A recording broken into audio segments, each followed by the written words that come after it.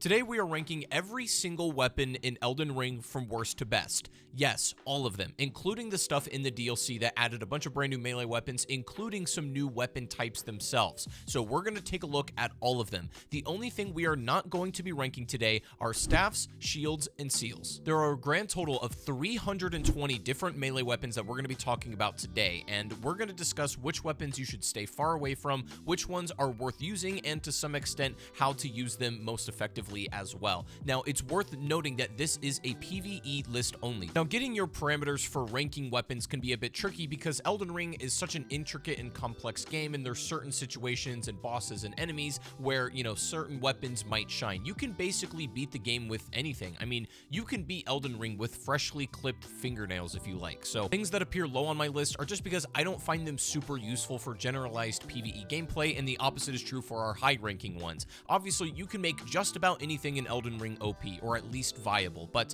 there are certain ones that you need to put in a little more work to make them useful than others, and this is just going to be my list of what I feel are some of the best weapons in the game and what are the worst. This video took me hundreds of hours to make, so first of all, I hope you find this helpful or entertaining, and if you do, if you're generous to feel like leaving a like, that would be great, and subscribe to the channel if you want more stuff like this. That would be awesome. But I've got well over 300 weapons to talk about, so let's not waste any more time and get into it with our number 320 spot. This is the whip. Now, unless you're wanting to do a really specific cosplay playthrough of Indiana Jones, I don't know any conceivable reason you would go out of your way to use the base whip. These weapons are horrible in general. This weapon class is awful, and the normal whip specifically has no additional attributes that even make it somewhat viable or worth using. There's no bleed buildup, there's no poison, it can't even hit criticals. Like, I don't know why you would choose to use this. They're not even that fun either, which is the problem. I don't think whips really have any kind of niche in the game in a PvE setting whatsoever. Number 319 is going to be the flail. This is a very bad weapon type, and this is the most vanilla version of it.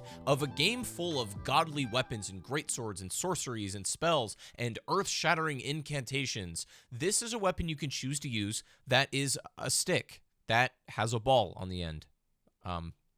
That's it. Number 318 is the Celebrant's Rib Break, and I'm letting y'all know right now, a lot of these Celebrant weapons are just super low on this list, and the Rib Break is no exception. Even though it's a spear, and I generally like those, and it has pierce damage, this has really nothing else going for it. Incredibly low base damage, very poor range, and no unique Ash of War. So unless you just want to use a glorified back scratcher for your entire playthrough in the lands between, you're better choosing just about literally anything else. Number 317 is the Ivory Sickle. Probably the worst of the entire dagger weapon class, which is already a struggling weapon class in Elden Ring. I mean, not all daggers are terrible, but this is easily the exception to that rule. It's split with magic damage, so you're not really going to get much physical off it anyways, which is probably the biggest benefit to using it. Also, daggers a lot of time have like inherent bleed, which is good because you're swinging it really quickly and you can proc it fast, but the Ivory Sickle doesn't do any of that, and it has no unique Ash of War, so I just think it's very trash. Number 316 is the Shotel. This is easily the worst of all of the curved swords, a class I usually like,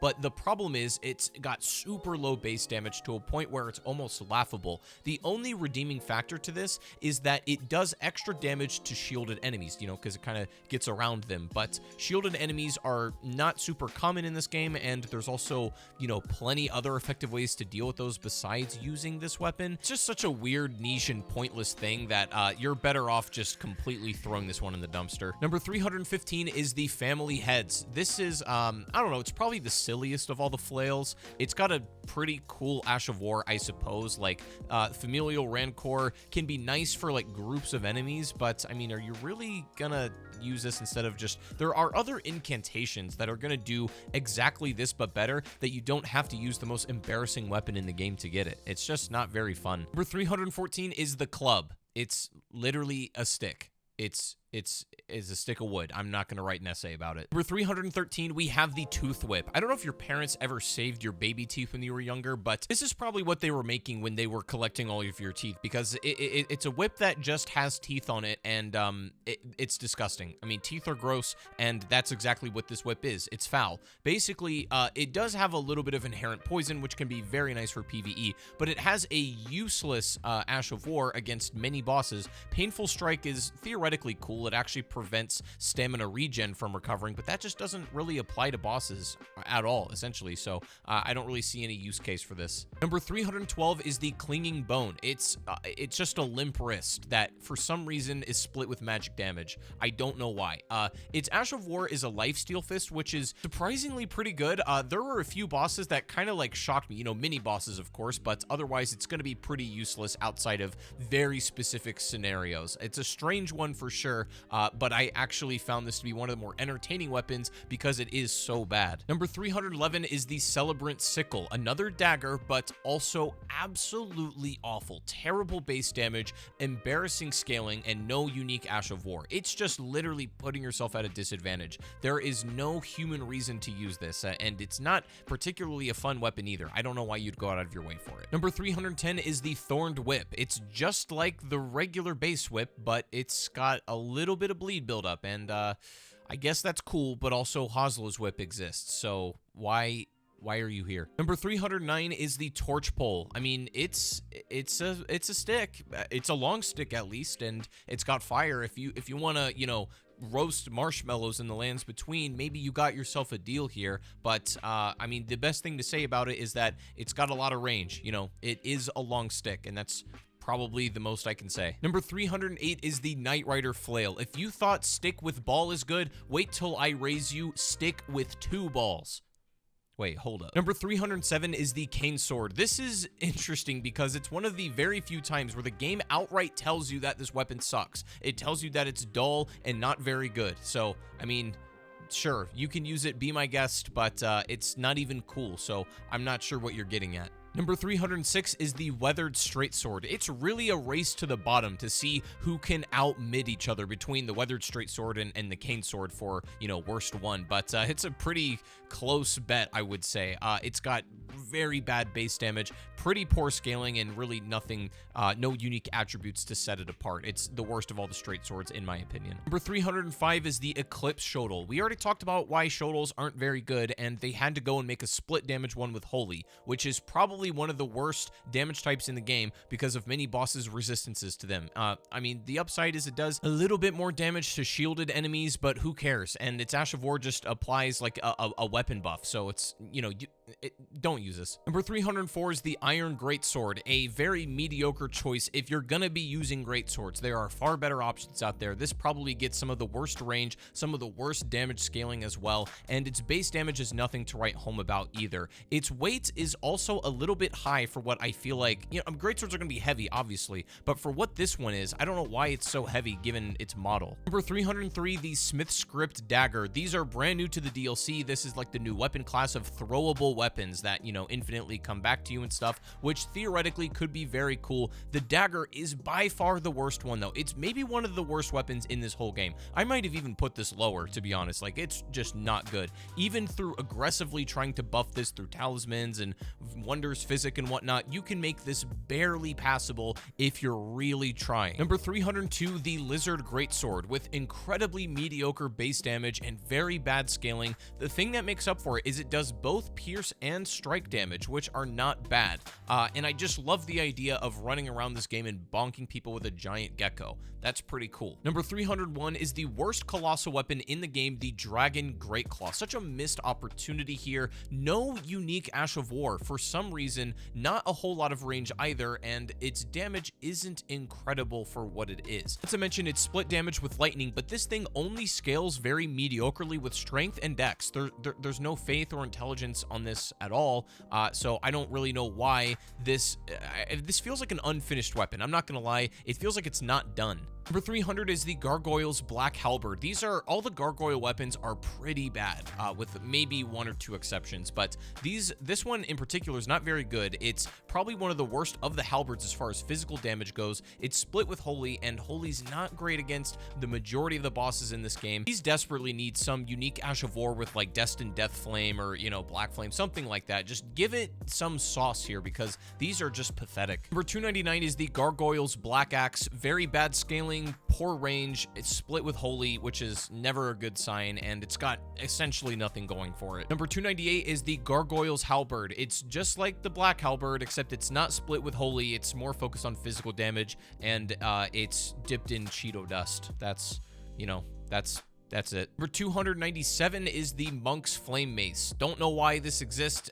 It's a hammer that, despite having flame in the name, does not do fire damage, nor does it scale with anything fire related. The only thing hot about it is the fact that it's hot garbage. Number 296 is Monk's Flame Blade. Let's just knock this one out of the way right now. Probably one of the worst of the curved greatswords. Maybe not at the bottom, but very close to it. I love the way it looks, to be honest. Like, if I'm going to give it any points, its design is nice, but there are far more effective curved greatswords. It's really held back by its poor scaling and not the most range in the class either. It's just doesn't really have like a purpose. Number 295 is the Curved Club. It's like the stick, but it's curved.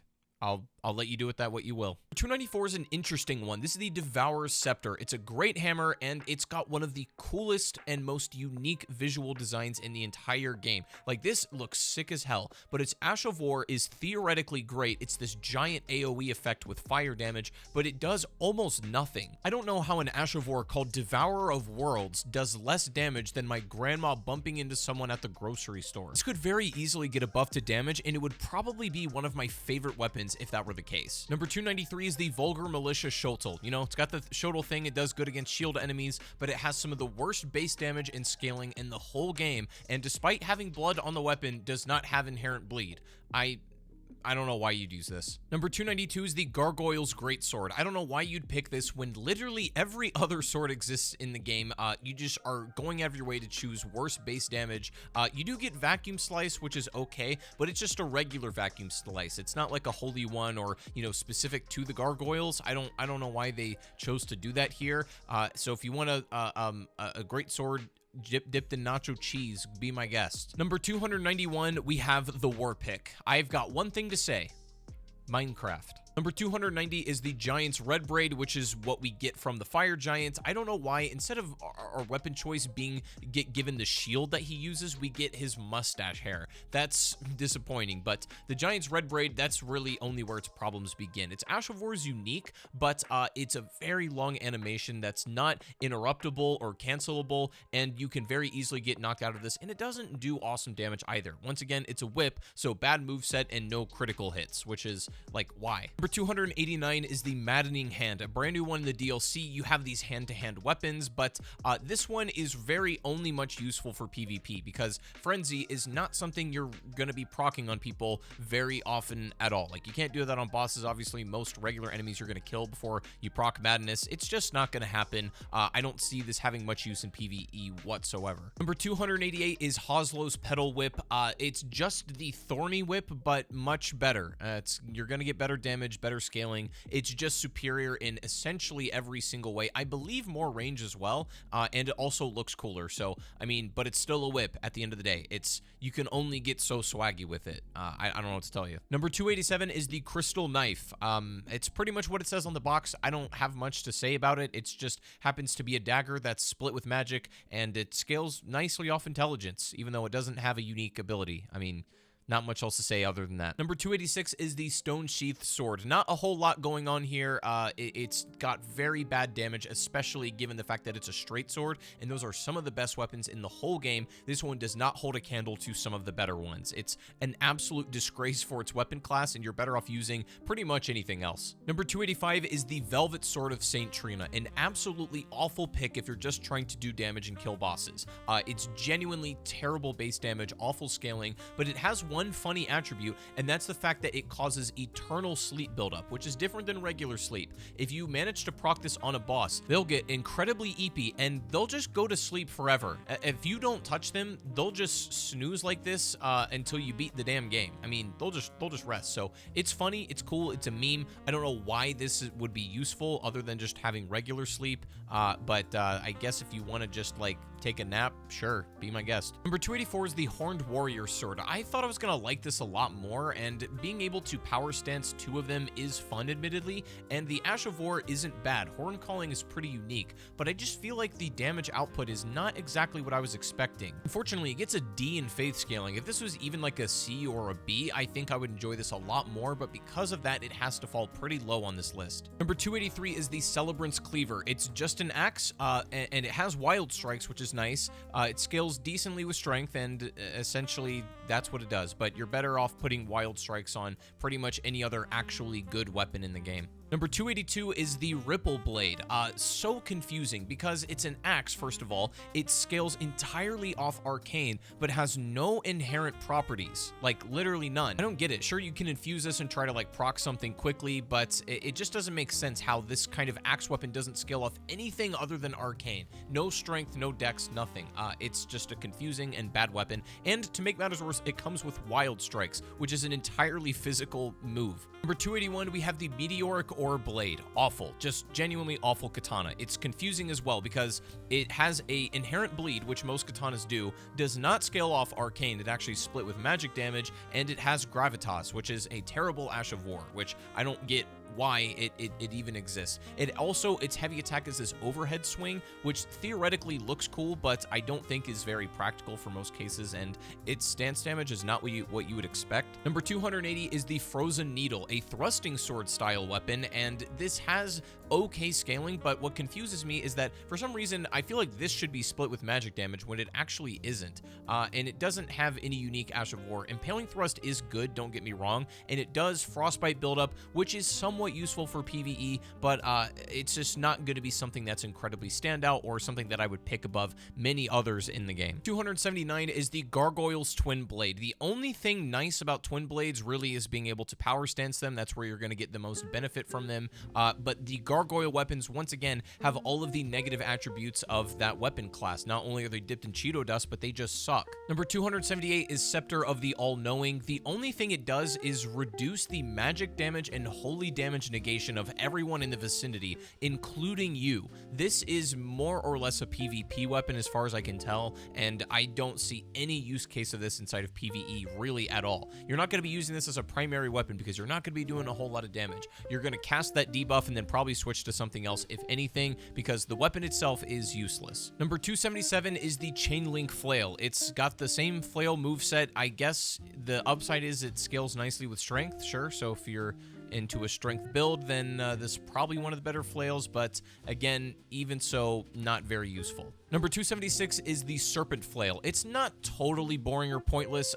Flare O Serpent, which is its baked in Ash of War, is pretty interesting. You get to sort of buff your next hit with this additional flame explosion, which if you go for like, you know, a very strong, maybe charged heavy R2 or jumping R2, can be pretty good. The stance damage is not horrible, but once again, there are far more efficient options out there, and also I just don't think this weapon is very enjoyable to play with personally. Number 275 is the Rotten Great Axe. You're going to trade off a little bit of physical damage from the regular Great Axe in exchange for some Scarlet Rot buildup. The problem is it depends on how many times you're swinging at somebody to proc Rot, so with a big giant weapon like a Great Axe, it's going to take a long time to proc Scarlet Rot, and even then there are, again, much more efficient ways to go about doing that instead. So while it's a weapon that looks cool, I don't think it has much actual practical use when under scrutiny. Number 274 is the Glaive. It's the most basic of all of these slash pierce halberd weapon types. There's other glaives that have maybe some more going on with them. There's magic based ones, which we'll get to and stuff, but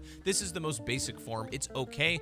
The upside is that its range is pretty incredible, but its damage output is going to be outclassed by a lot of other stuff that exists. Number 273 is a funny one. It doesn't even look like you're holding a weapon at all. This is Thoyer's Hidden Needle, and this is essentially what the like Maddening Hand does, but for sleep. And once again, you can use it just like the Sword of St. Trina. You can make bosses get EP and go sleep. That's what it does. Cool. Number 272 is Var's Bouquet. So as soon as you get rejected for prom, you can take those flowers you bought all the way over to the lands between and put them to good use instead and do some massive bleed buildup. That's the only thing it's really good for. It scales nicely with Arcane, and you are going to get some pretty good bleed, but you do trade off tons of physical damage because you're literally just hitting with flowers. I mean, how much do you really want it to do? Number 271, the Rotten Crystal Sword. Just why? It's a sword that's split with magic, and it deals Scarlet Rot buildup. Honestly, not very much, and it's not super potent, so you're just trading off a ton of physical damage for some Scarlet Rot that you may or may not ever proc, when you could just run a better sword and use an incantation for Scarlet Rot. I mean, I just don't really see any point to this. Number 270 is the Lazuli Glintstone Sword. No point to use this because the sword itself is bad, and you can just put Glintstone Pebble on anything else, and it's going to be better and more effective. There is no reason to use this, period. Number 269 is the Ice Rind Hatchet. For what it is, it has no reason having a 16 dex requirement because it's pretty awful. Very, very poor damage, but you are going to get some decent Frostbite buildup, which again, Frostbite's not the worst thing against most bosses. However, it's very difficult to proc reliably. Number 268, the Gargoyle's Great Axe. You know it's a gargoyle weapon, so it's already unbelievably mid, and it's probably one of the worst great axes in the whole game. It's so small, it should barely even be classified as a great axe. And that, you know, that hurts its range, its damage isn't awesome, and I don't really see any kind of use for this. It doesn't even have a unique Ash of War whatsoever. Number 267 is the Gargoyle's Black Blades. These are the twin blade versions of it. There's so many gargoyle weapons that do nothing unique. I don't even like talking about these because I don't find them very fun. The only reason the twin blade one's a little better is because power stancing it with another twin blade gargoyle black axe isn't horrible. But all of the gargoyle weapons are just ugly, boring, and pointless. I don't like these. Number 266, the Rotten Crystal Spear. Lads, I mean, we've been over this. It's a weapon that has no clue what it wants to be. A spear split with magic damage that does Scarlet Rot buildup. Once again, I'm not knocking the fact that it does Scarlet Rot. That's cool, and that's actually fairly useful, but you can just proc a much more potent version way faster by using any other incantation. Also, these have Charge Forth, which I don't get why the Rotten Crystal Spears and just crystal weapons in general don't have something more unique going on. That would make them maybe somewhat viable or give them a place, but they just don't have one. Number 265, the Bloodstained Dagger. Yes, it's a dagger that has bleed buildup, but it's very bad,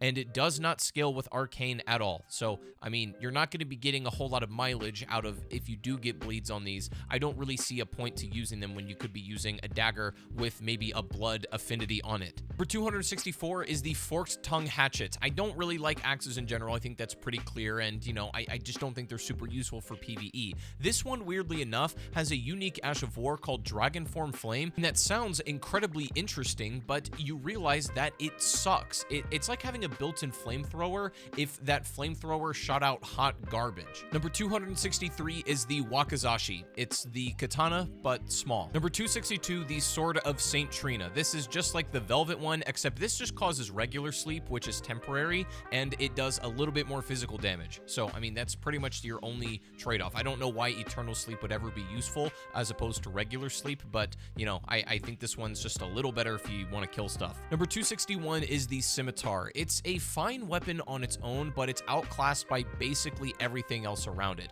I don't really have any purpose for this. It's fun if you want to look like a pirate and, you know, swashbuckling people. It does also have unique light and heavy attack animations that are specific to this weapon, which is fun, but that doesn't make it, you know, a high tier weapon for me regardless of that. Number 260 is the Hand Axe.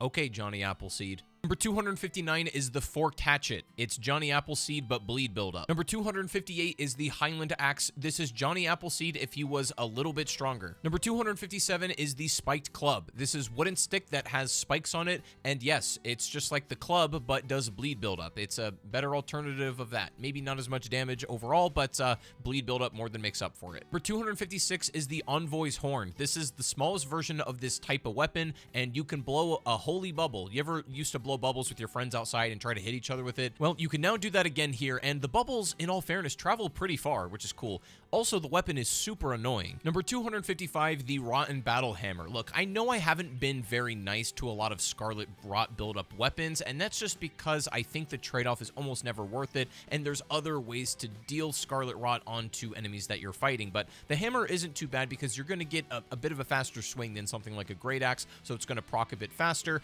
and the stance damage that you'll get out of this is fairly nice as well. So the hammer isn't terrible, but it just feels weird to have Scarlet Rot on a weapon like this. Number 254, we have the Smith Script Great Hammer. This is a new one of the Smith Script weapons that you can throw, and throwing a giant hammer sounds awesome, but in reality, it's very underwhelming. Problem is, it scales with like 4 different attributes and all very badly. There's not much you can do to really amp up the damage of this thing, and the moveset and just damage output isn't isn't that incredible either. This is one of the worst Smith script weapons. Even though I don't love that weapon class, this is still on the lower end, and I just don't think it has a place in the meta right now. Number 253, the Black Steel Great Hammer.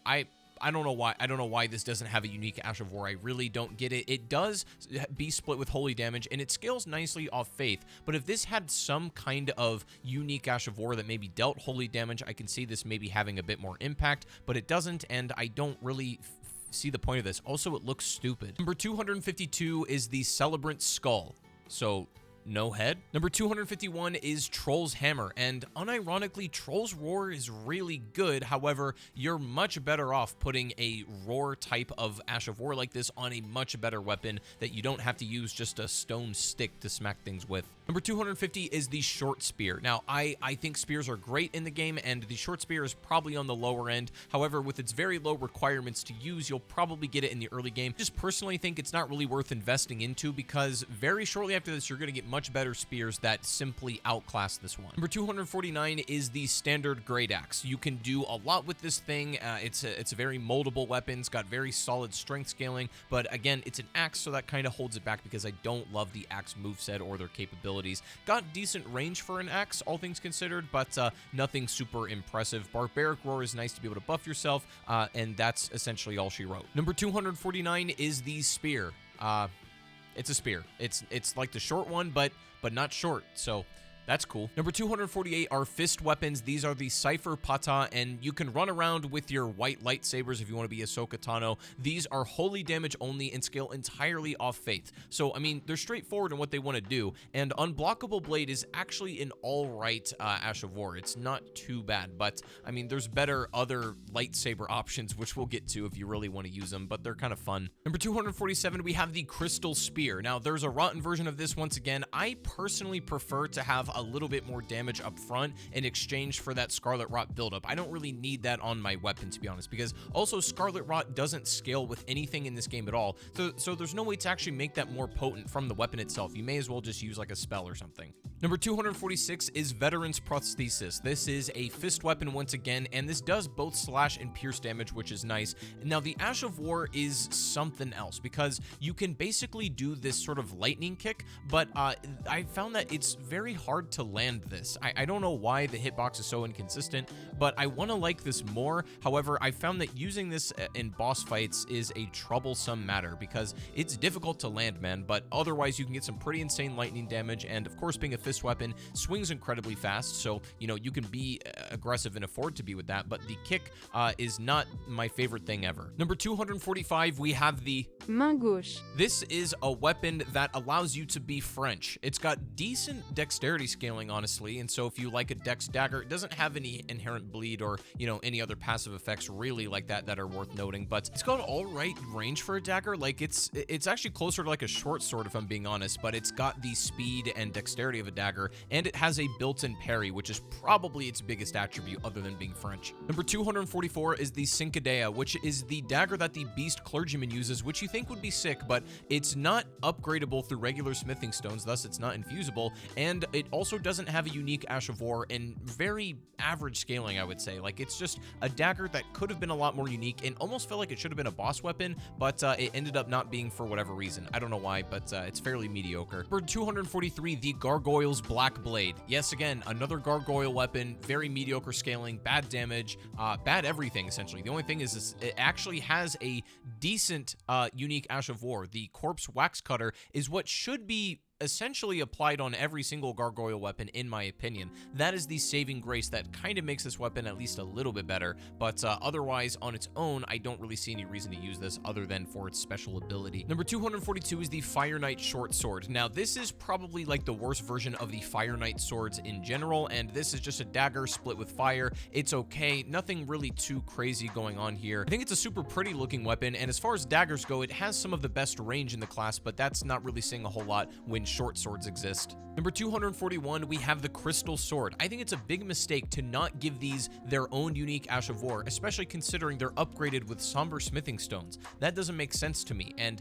the fact that it also scales nicely with intelligence, but you don't give it like a magic-based Ash of War, you give it Spinning Slash, it just feels like a bit of a waste potential. Like, I love that the way that these crystal swords and just the crystal weapons look, but they're not unique in any discernible way. Number 240 is the Bastard Sword. It's a great weapon, like the straight swords are an awesome weapon type. However, the Bastard Sword is one of the worst ones and is quickly outclassed by almost anything else. You're going to get it super early in the game. Like, I'm not going to lie, these are going to be the first weapons you use. However, after about 2 hours of playtime, you're going to realize that this thing becomes null and void. Number 239 is the Troll's Golden Sword. It has Troll's Roar, but however, it's a golden sword that is not split with holy damage or has any kind of holy capabilities. And it's just a worse greatsword compared to many other options.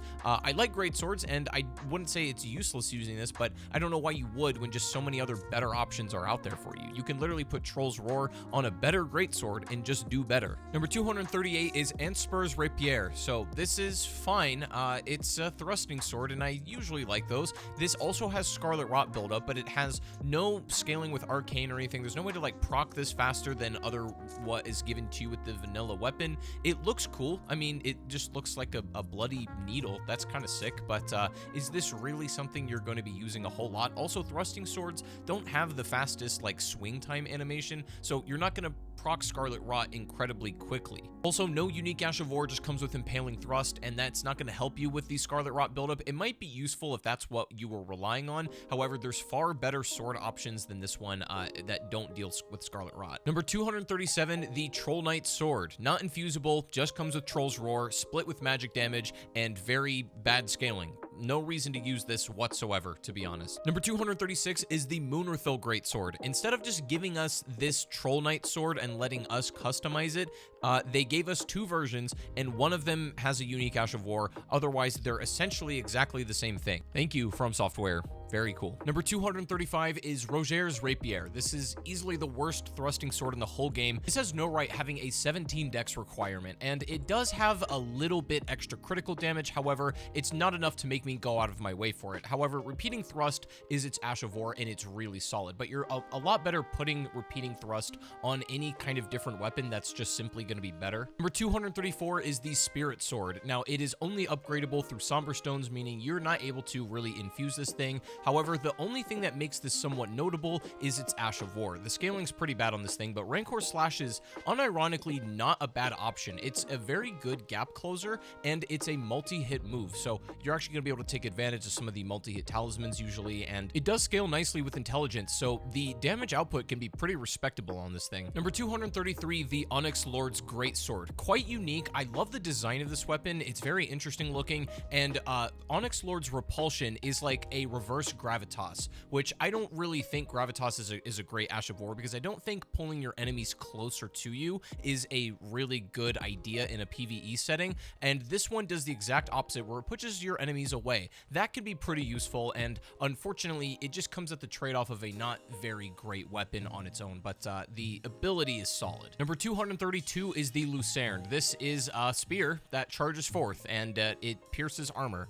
That's really all there is to say. Number 231 is the Irumi. This is a whip, and I'm going to be honest, it's the best whip in the entire game, which is not really saying much because it's still not an amazing weapon, but it is fun. I will admit that. It's one of those flowing style weapons, and it's incredibly stretchy, so it's got a lot of range, and it can do some serious damage, although, again, not compared to, you know, a lot of the bread and butter weapons of the game that it has to offer, but this one is certainly unique, and unfortunately, it doesn't come with its own Ash of War. I wish it would because of how special this weapon is, but I think it's a lot of fun regardless, and even though it's not the best in the game, it's cool.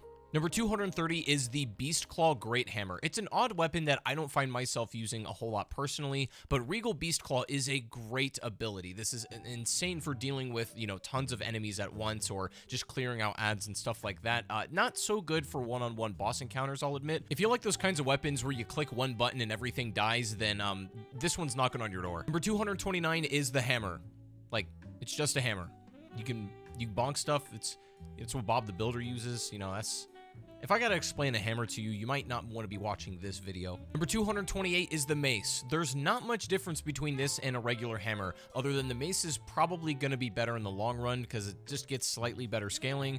That's really it. They're essentially the exact same weapon. Number 227 is the Putrescence Cleaver. This is a new weapon in the DLC, and unfortunately, it's one of the worst. Like, it's not good. Its Ash of War just looks insane. I actually can't use this ability and take this game seriously. The fact that this is a real animation and there are other abilities that never got made into an Ash of War that just makes far more sense is beyond me. But this is probably one of the biggest memes as far as weapons go in this game. It does have Frost buildup, which is nice, and it scales with Arcane, but I don't think I've ever actually like procced Frost on a boss with this thing before. Also, that low-key kind of rhymed. Number 226, the Forked Greatsword, as opposed to the Spoon Greatsword. No, but actually this looks like the tong that you used to get like the Thanksgiving turkey out of the thing. That's it. I mean, it's a great sword, and you can cause blood loss. That's cool. Number 225, the Scorpion Stinger. Now, I typically don't like Scarlet Rot weapons for a lot of reasons, but this is a bit of an exception because, number one, it has repeating thrust, and it has decent damage. I actually think you can reliably proc Scarlet Rot with this because of how fast it swings. Maybe it's the only weapon that's truly suited to be able to do that in a PvE setting, even though I still think there's better ways of proccing Scarlet Rot. The Scorpion Stinger is not a horrible weapon, at least. I wouldn't say it's bottom of the barrel, but it definitely could use some work. Number 224 is the Short Sword. This is one of those things that make you realize how boring Elden Ring weapons can be. I'm not saying all of them are, but there's a lot of weapons that just don't really have a purpose, or they're essentially just a very slightly different variation of something else that's also boring. Number 223, we have the Dagger. Basic weapon, you know, it cuts things, it slashes things, it even pierces things. That's crazy. It does come with quick step, but obviously you can put anything you want on this, and it's a very moldable and fusible weapon. However, it's just the basic form. Gets outclassed by a lot of other daggers and just weapons for that matter, but it's fine. Number 222, the Blade of Calling. It's one of the most fascinating daggers in the whole game. Now, it is split with holy damage, which, you know, I honestly don't love, but despite having a little bit less physical damage, it's got extra critical damage, and Blade of Gold is actually a really good Ash of War, at least in my opinion. This is an excellent one because it allows you to actually jump up and avoid a lot of ground-based moves. You can straight up just jump over stuff if you know what sort of the attack sequence is, and you can do some serious damage through buffing the actual Blade of Gold through maybe your Holy Wonders physic or some talismans or armor or whatever it is. You can actually do some serious work with this thing. Even though it's not the best physical weapon, Blade of Gold is more than worth using. Number 221, the Carrion Knight Sword. It's a regular straight sword with a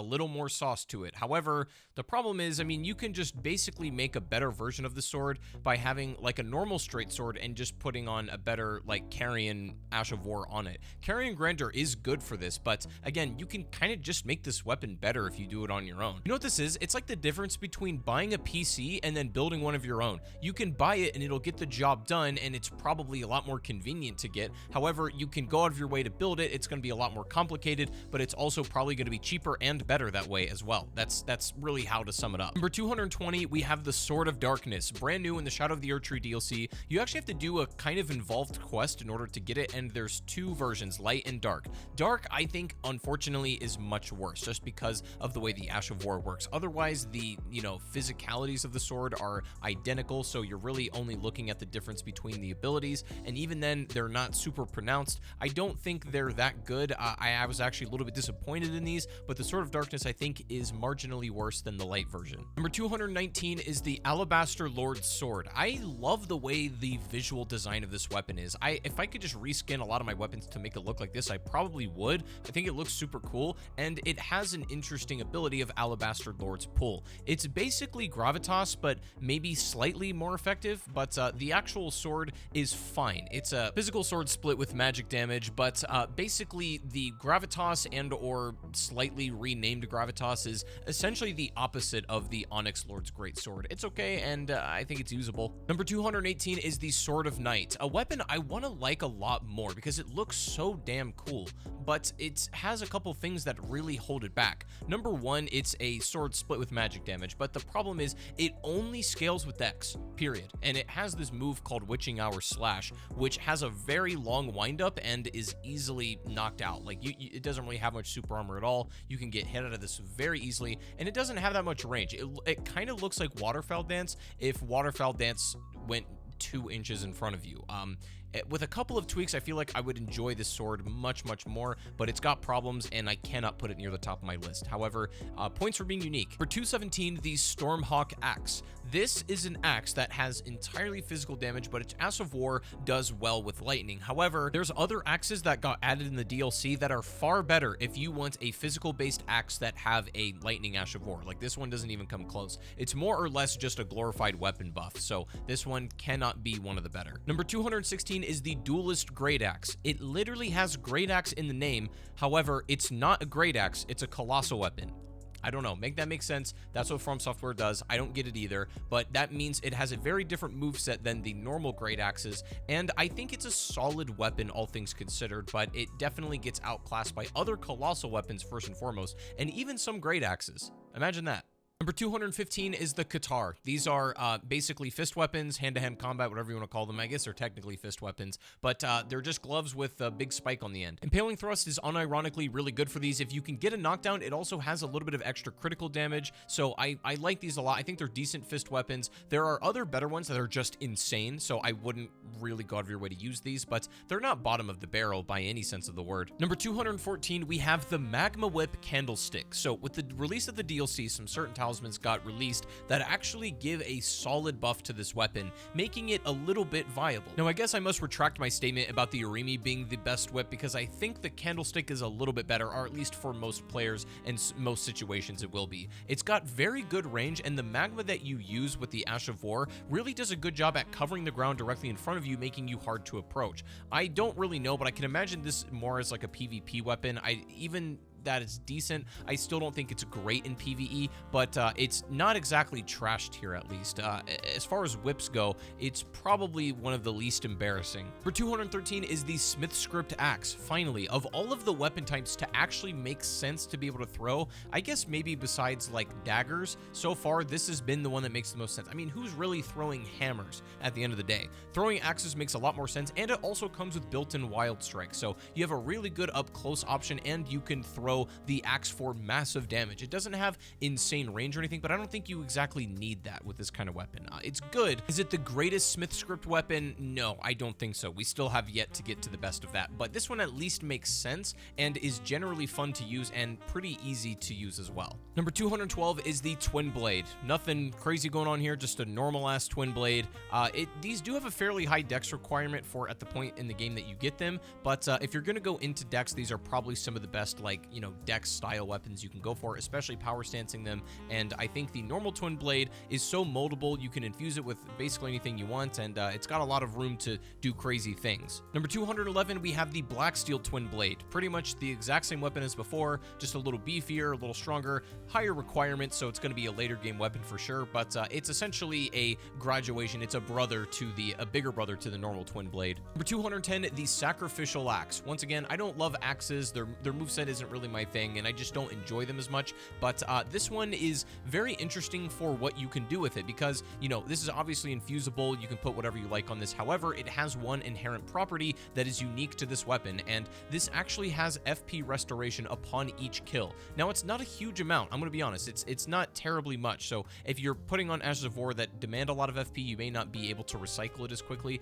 but it's good for dungeon clearing, you know, maybe exploring caves and dungeons and, you know, things of that nature, but the additional FP you're going to get out of it is nice. However, you do trade off a lot of just raw damage. Number 209, we have the Large Club. It's like the normal bonk stick from earlier, but a lot bigger, and you know what? That makes it better. Number 208, we have the regular pickaxe.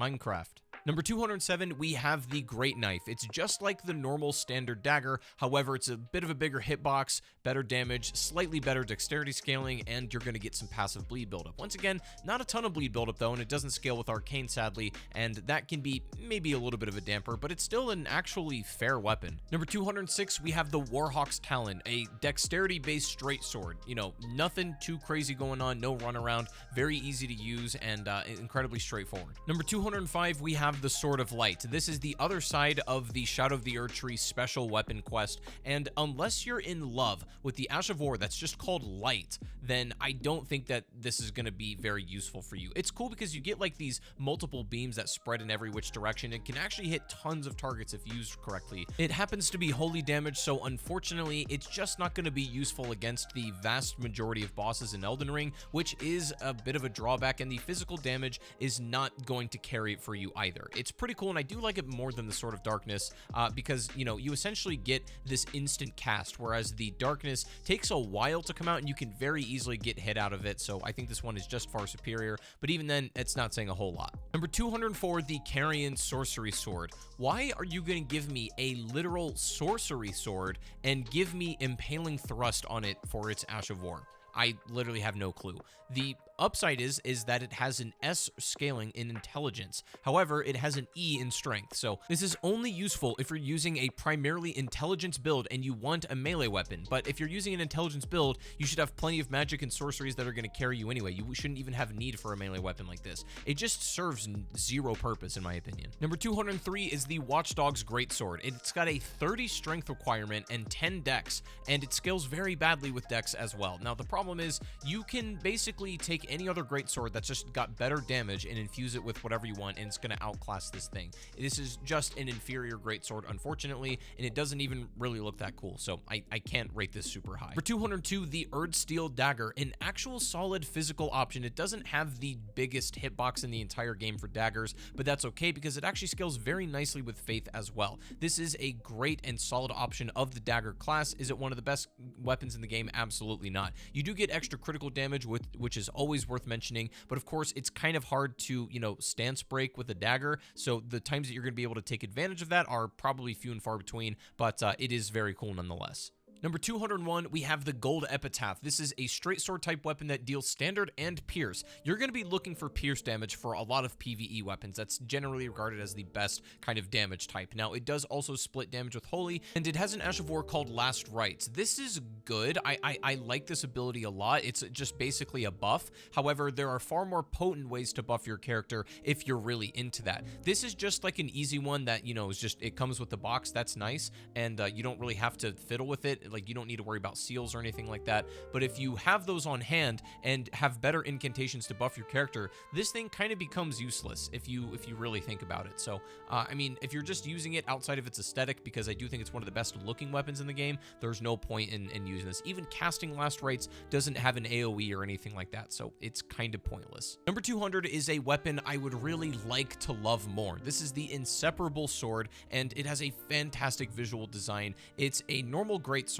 but it splits damage with Holy, and its Ash of War is called Sacred Blade. This throws a small, like, Holy projectile wave at the same time as applying Holy to your weapon, so it actually buffs it as well. Now, the problem is, again, Holy damage isn't the best in this game. You can do a lot to buff it, but even then, it's still not incredible. And also, you can also just buff your weapon through consumables, and it's a lot more efficient that way. Number 199 is the Rapier. It's just it's a blank canvas. It's a normal thrusting sword. Number 198 is the Estog. It's just a normal thrusting sword, but it's the dex version instead of strength. Not really too different. Number 197 is the Serpent Bone Blade. This is a weird one because usually katanas have a blood loss buildup. This one does not, even though it's literally a katana and it's serrated, but it has a poison buildup, so maybe it's because the bone is nasty. Maybe that's why they switched to poison instead.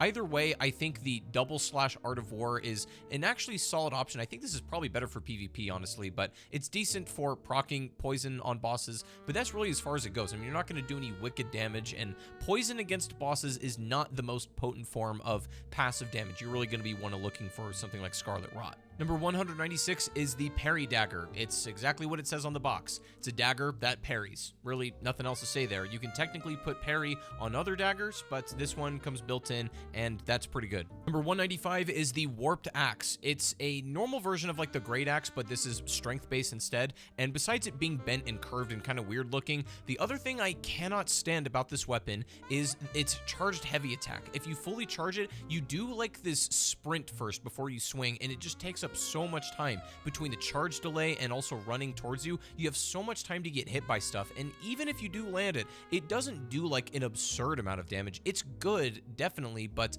it's not what you should get as far as DPS goes for spending that much time winding up an attack. That's my only real complaint with this one. Number 194, the Falchion. If you want to get your Marth cosplay going on, then this is the weapon for you. It's pretty much just a better version of the Scimitar. Number 193, the Horned Warrior's Greatsword. I want to like this one a lot more, and the first time you actually fight an enemy using this, you're like, damn, I want that weapon like now. But once you finally get your hands on it, you realize that the Ash of War just isn't quite as strong as you were expecting it to be in your own hands. I wish this did more damage and maybe, you know, staggered enemies a bit more. It just doesn't, because it theoretically would be this very cool AoE that makes you untouchable, but it just really isn't, and I think it's very underwhelming. For 192, the Grossmesser. This is one of the better curved swords and definitely leans more towards strength builds. It's got pretty low requirements in order to be able to use and decent scaling, and it's infusible as well, so you can do some pretty cool stuff with this one. Number 190, the Jawbone Axe. I feel like this one needs its own unique Ash of War, or it needs extra critical damage. There's just something missing about this one.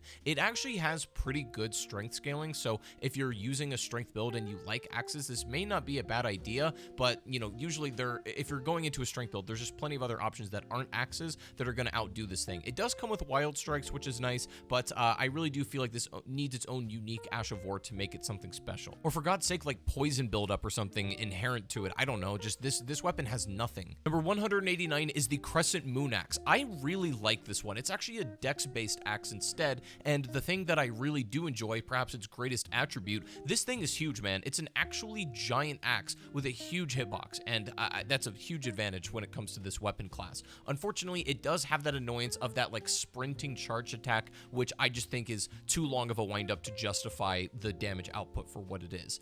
It doesn't really have a unique Ash of War. It comes with Warcry, which is fun, but it's a pretty decent axe, all things considered. Number 188 is the Winged Greathorn, perhaps the definition of mediocre. There's nothing super offensively bad or exceptionally good about it. The thing is, it's a pretty average great axe, but it has an ability that allows you to debuff the enemy. That's fun, and you can combine it with buffing yourself to do some pretty serious damage, but really, the way to use this weapon optimally is to actually not use the weapon. Just simply cast the debuff and then switch to something else, because the great axe is not exactly a powerhouse in and of itself, but you can debuff your enemy and switch to a way better weapon, and that's probably the most mileage you're going to get out of this thing. Number 187, the Sacred Butchering Knife.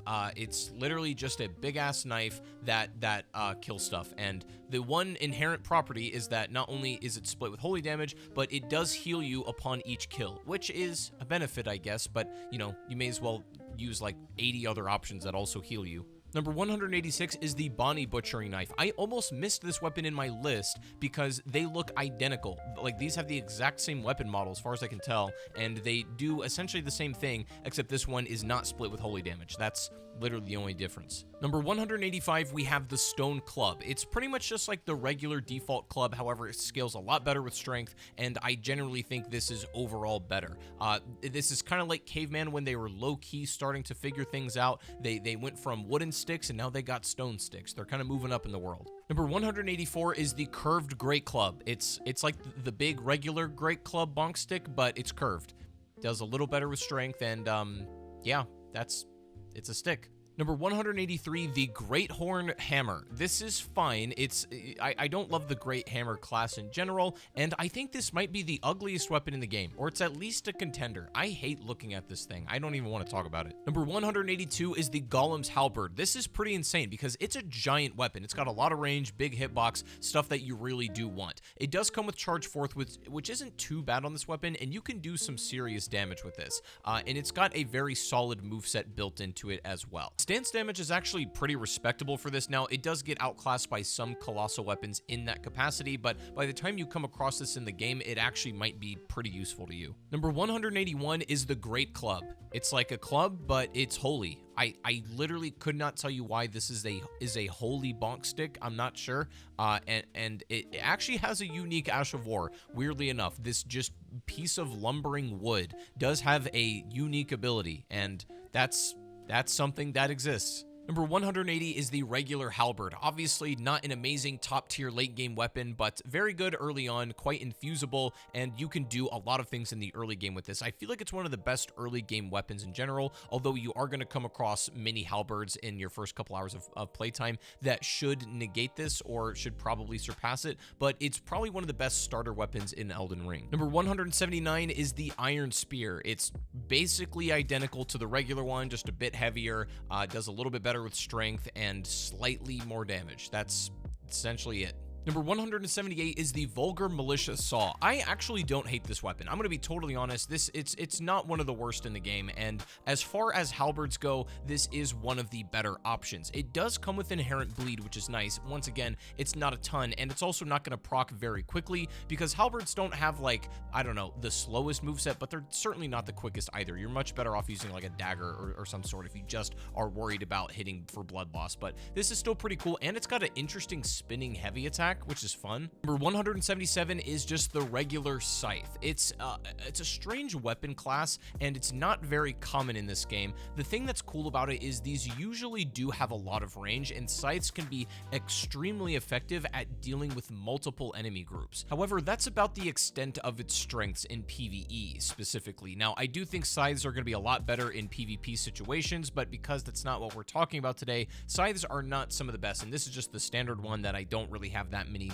great things to say about. Number 176 is the Grave Scythe. It's pretty much similar to the original, however, this is more of a strength-based scythe, and it's a lot bigger. For some reason, I wrote Gravy Scythe in my editing software. I don't know why. That must have been either a Freudian slip or a misclick. I don't know. Number 175, we have the Kestis. Just the regular, good old-fashioned boxing gloves. You know, you can be Floyd Mayweather and destroy the lands between.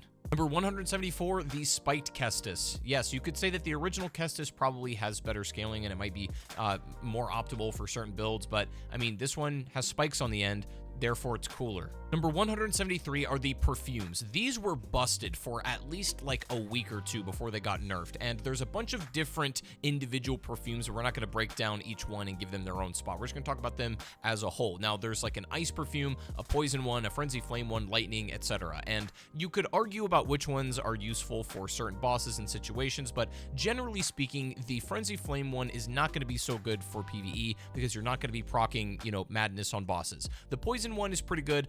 Ice and lightning are also very solid options. The perfumes just in general, you can actually beat the whole game with just these if you really want to. They're not as good as they were pre-nerf, but they're still not exactly terrible. Number 172 is the Venomous Fang. That is a claw-style weapon dealing both slash and pierce damage, which is solid on its own. And it has halfway decent physical damage, but the main selling point is that it causes poison buildup, which is not the most potent form of damage over time in PvE, but can do just fine against certain mini bosses and even main bosses as well. And the physical damage is actually surprisingly good on this. So you just get an actual, you know, viable weapon on top of poison buildup, which is not a bad combination at all. Number 171 is the Pest's Glyph. It's fine. It's a decent weapon, all things considered, but it has one incredibly random property that I'm not even sure why it's a thing. Using this weapon, you take 2% overall less damage. That's a fact. 2% is not really a whole lot.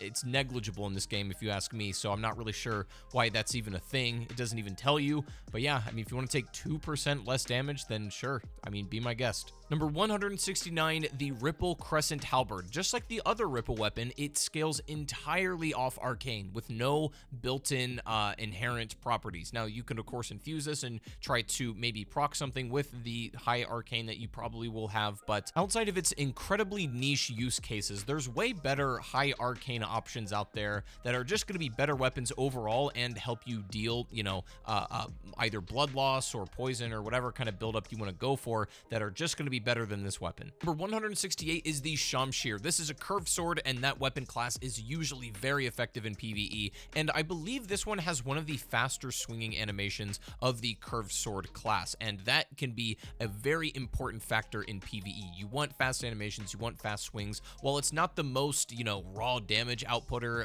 or anything like that, it's still very solid. Number 167, the Smith Script Circa. Look, if you want to run around and throw hula hoops at people, that is your God-given right to do do that. And the Ash of War blind spot is obviously more PvP centered. However, it's not a bad like evasion option in PvE. It's pretty cool actually. I love just the burst option that it gives you. And while I don't love throwing hula hoops at my enemies, I just think there's more fun ways to play the game. I can't lie and say that blind spot isn't actually insane. Number 166, we have the Mantis Blade. This is a curved sword with not the most overall base damage, but it does something pretty cool with its heavy attack. The top of it actually like unfolds and extends, so you get a little bit of a bigger hitbox on heavy attacks. I don't know why that's useful, but it's certainly fun.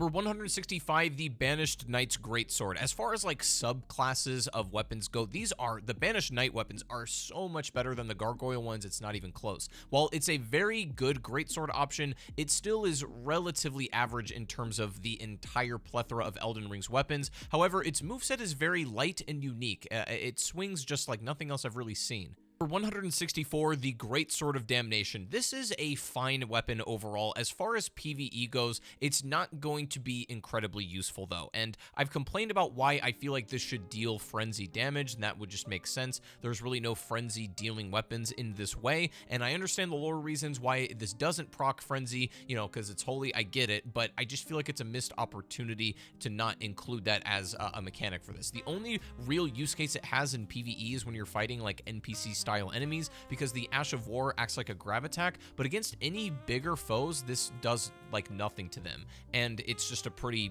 average holy weapon if you don't have that factor working for you. Number 163 is the Forked Hatchet. It's just like a dex version of the regular axe.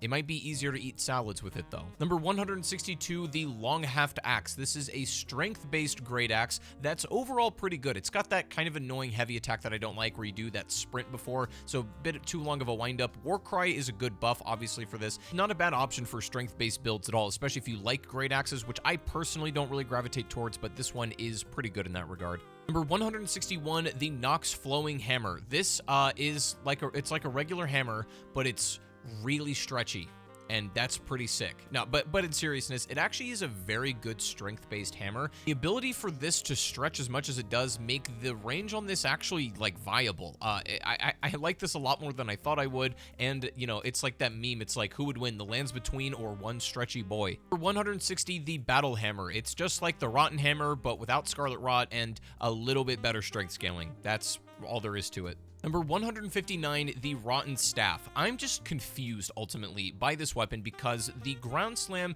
is outdone by many other slam-type attacks and Ashes of War in the game, but also, more to the point, the fact that it's a giant colossal weapon, it procs Scarlet Rot, but realistically, how many times are you going to be able to swing this thing to proc that? You know what I mean? It's like you're going to kill the boss 6 times over from physical damage before Scarlet Rot ever gets applied to them. It just is kind of pointless. Number 158, the Partisan. This is a solid strength spear option and probably one of the longer spears in the game, so you're going to get quite a lot of range off this thing. It comes with Impaling Thrust, which is fine for spears, but this has a very good moveset on its own, and I think it's just a pretty solid pick overall. Number 157, the Swift Spear, and this is one of the lighter spear options in the game. It pairs really well with stuff like Millicent's Prosthesis and even the Winged Sword Talisman, stuff that gives you additional for multi-hit, because this thing swings damn fast, and that's its biggest attribute. It scales entirely with dex, so if you're going into just straight up a dex-based build, this is genuinely not a terrible option. Now, there are other spear-type weapons that once you're leveled up are probably just gonna be more effective for you and have more versatility. However, it's not a bad early to mid-game option, and I think this one's nice. Number 156, the Envoy's Great Horn. Look, you don't want to use this because, number one, you risk looking like a band kid, but also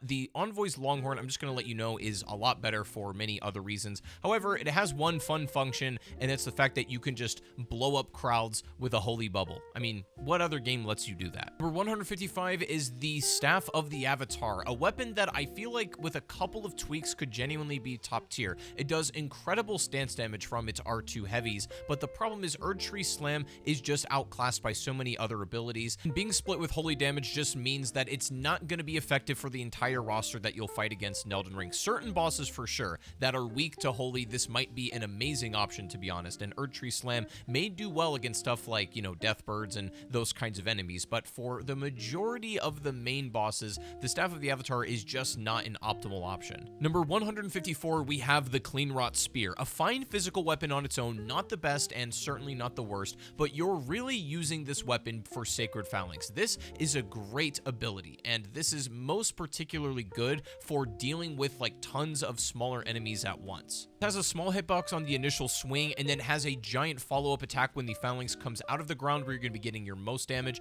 This is amazing for dealing with crowds. Probably one of the best options for that in the entire game. Number 153, the Golden Halberd, one of the earliest weapons you can get in Elden Ring just from killing the Tree Sentinel. However, by the time you get it, you will most likely not have the stats to wield it. However, as soon as you can, this is a great early to mid-game weapon. It does get outclassed much later, and Golden Vow is, you know, it's fine, but like you can use Golden Vow as an incantation and just have it plus an actual good weapon, so it becomes pointless later on, but it's a fine early game weapon for sure. Number 152, the Halo Scythe. This is, again, that kind of rare scythe type weapon, which can be very effective, and this probably has the best baked in ability. Miquella's Ring of Light is a really good option. Now, I will say this is probably more suited for PvP, to be honest, because you get this ring that comes out, and it's got a slight delay before it hits the enemy, so you can force dodge rolls and stuff like that. Is it a PvE weapon that's usable? Yeah. Is it the best? Absolutely not. And again, it's holy damage, so it's like, that's unfortunate. Number 151 is the Flower Stone Gavel. Can I be honest, even though I hate most hammers in Elden Ring, I think I might make a slight exception for this because I love the ability. Flower Stone Dragon Bolt is basically like having a whole bunch of dragon incantations, like a lightning spear just in your back pocket and built into your weapon. If you don't have any of the dragon incantations in your game and you come across the Flower Stone Gavel, it actually does a lot of what those incantations are for, and you don't have to go out of your way to, you know, use it in a spell memory slot or anything. It's pretty good. Like, the physical damage isn't honestly insane, but Flower Dragon Bolt is an excellent Ash of War ability. Number 150 is the Morning Star. It's like literally the same moveset as many of the flails in the game. It even has inherent bleed that's just going to be better, more damage, and more consistent. I don't see any reason to not use the Morning Star over like 99% of the flails. For 149, we have the Twin Knight Swords. These are twin blades, obviously, and on their own, just without any changes, they're not incredibly impressive, even though they are a decent set of twin blades. It's when you power stance them and you infuse them and you really upgrade them that you can start seeing some unbelievable DPS. I really think that these are probably some of the better options as far as twin blades go, and they're very versatile and easy to use against all kinds of situations, against, you know, lots of groups of enemies or just one singular strong enemy. It can pretty much handle just about anything. Obviously, not the strongest weapon in the game. There's a lot of better options. It's only about average here on our list, but I cannot say that I hate this weapon at all. For 148, we have the Dragon Scale Blade. This is actually a normal katana that's one of the most unique in the entire game. This has got a lot of interesting properties. First of all, it's swaggy. I mean, that's the most important thing in a weapon in Elden Ring, if I'm being honest. Like, Fashion Souls is what we're all here for, but basically, it's also one of the few katanas that does not have inherent bleed, because if it did, I feel like this might be a little OP. It does have Ice Lightning Sword, however, which acts both as its own individual move and a weapon buff. So you can cast this, which will, you know, throw out a hitbox, but it also buffs your weapon after. I think this weapon is solid. It is held back to some degree by the fact that there is no inherent bleed, and even though Ice Lightning is a very versatile thing, it's also somewhat niche in the context of Elden Ring, where that might not work against every single boss, and if that's your only gimmick, then you're kind of out of luck because you don't have an inherent bleed to also sort of carry this weapon. So I think it's visually one of the best in the game, and conceptually one of the most unique and cool, but I wouldn't say it's the most effective weapon for PvE. Number 147 is the Flowing Curved Sword. It may just look like a very basic curved sword on paper. However, this has some very interesting things going on. Number one, it's one of the most iconic weapons for the lore of Elden Ring and the story. This is Malenia's master's weapon of choice, and the reason why she knows Waterfell Dance, so, you know, you can thank him for that. But anyways, this weapon has a lot of unique animations and is one of the fastest swinging curved swords in the whole game. Plus, it has many unique animations, I believe, for its dash attack, for its running heavy attack as well. But the most interesting thing is the the charged heavy R2, which is, it takes a little while to wind up, but you get this like crazy dance looking multi-hit move, and it's incredible. Definitely points for swag here as well. Number 146 is Freya's Greatsword. It literally just looks like a scuffed version of Radahn's Greatsword.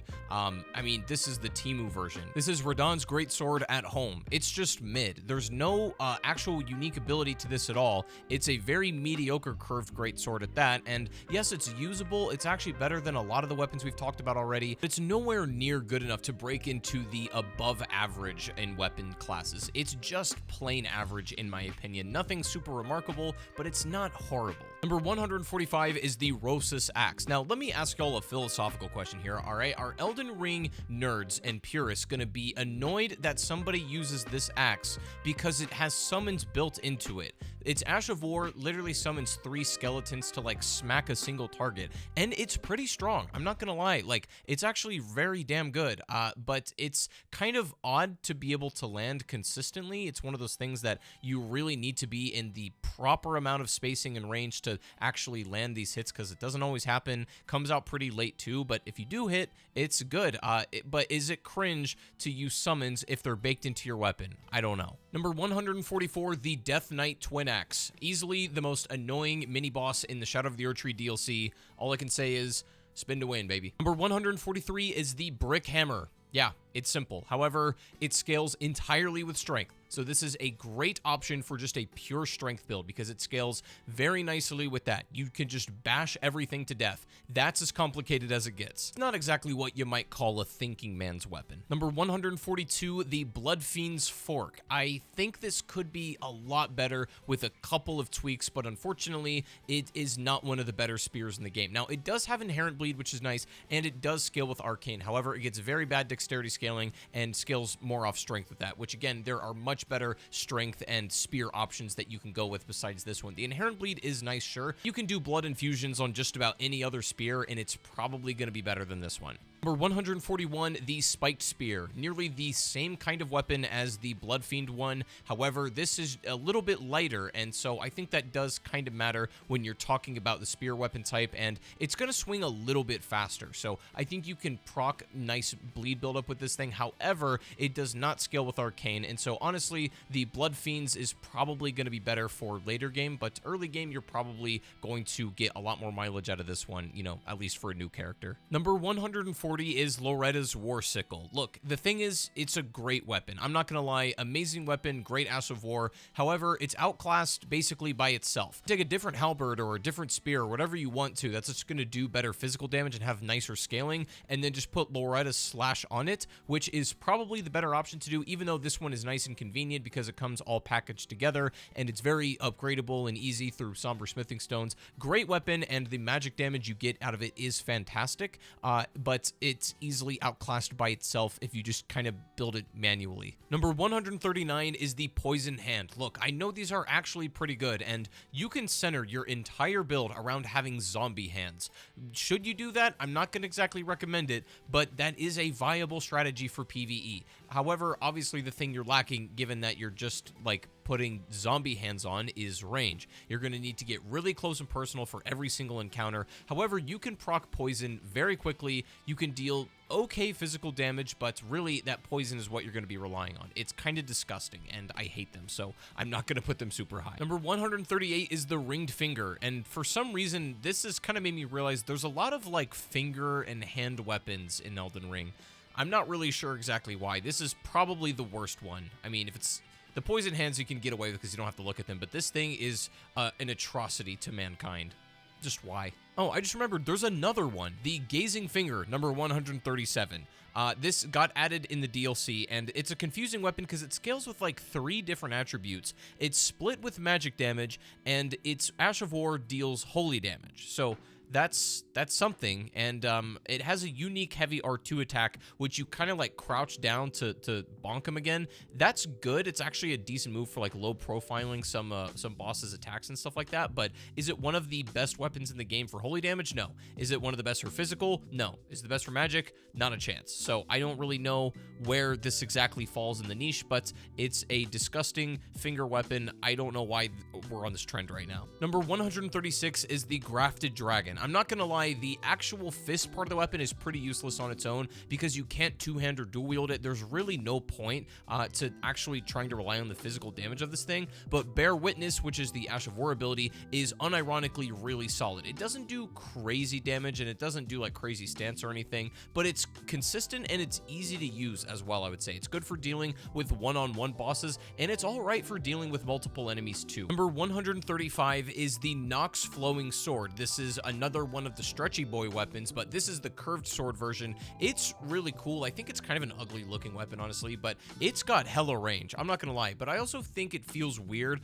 for this kind of weapon to not be split with magic damage. I don't know why that just feels wrong in my head, because they feel a bit more, you know, mystical, magical weapons on their own, but they only scale with dex, which is fine, but its actual Ash of War ability is really solid, and you get some good DPS out of this as well. Number 134 is the Beastman's Curved Sword. Look, all the curved swords are solid picks. This is probably an above average one in my opinion. It's just a solid strength option and really not too complicated. Number 133, we have Eleonora's Pole Blade. I'm confused by this weapon. It's a twin blade that I want to like significantly more, because on paper, I think I should like it. Unfortunately, it is split with fire, and I don't really get that, but Bloodblade Dance should be one of the best abilities in the whole game.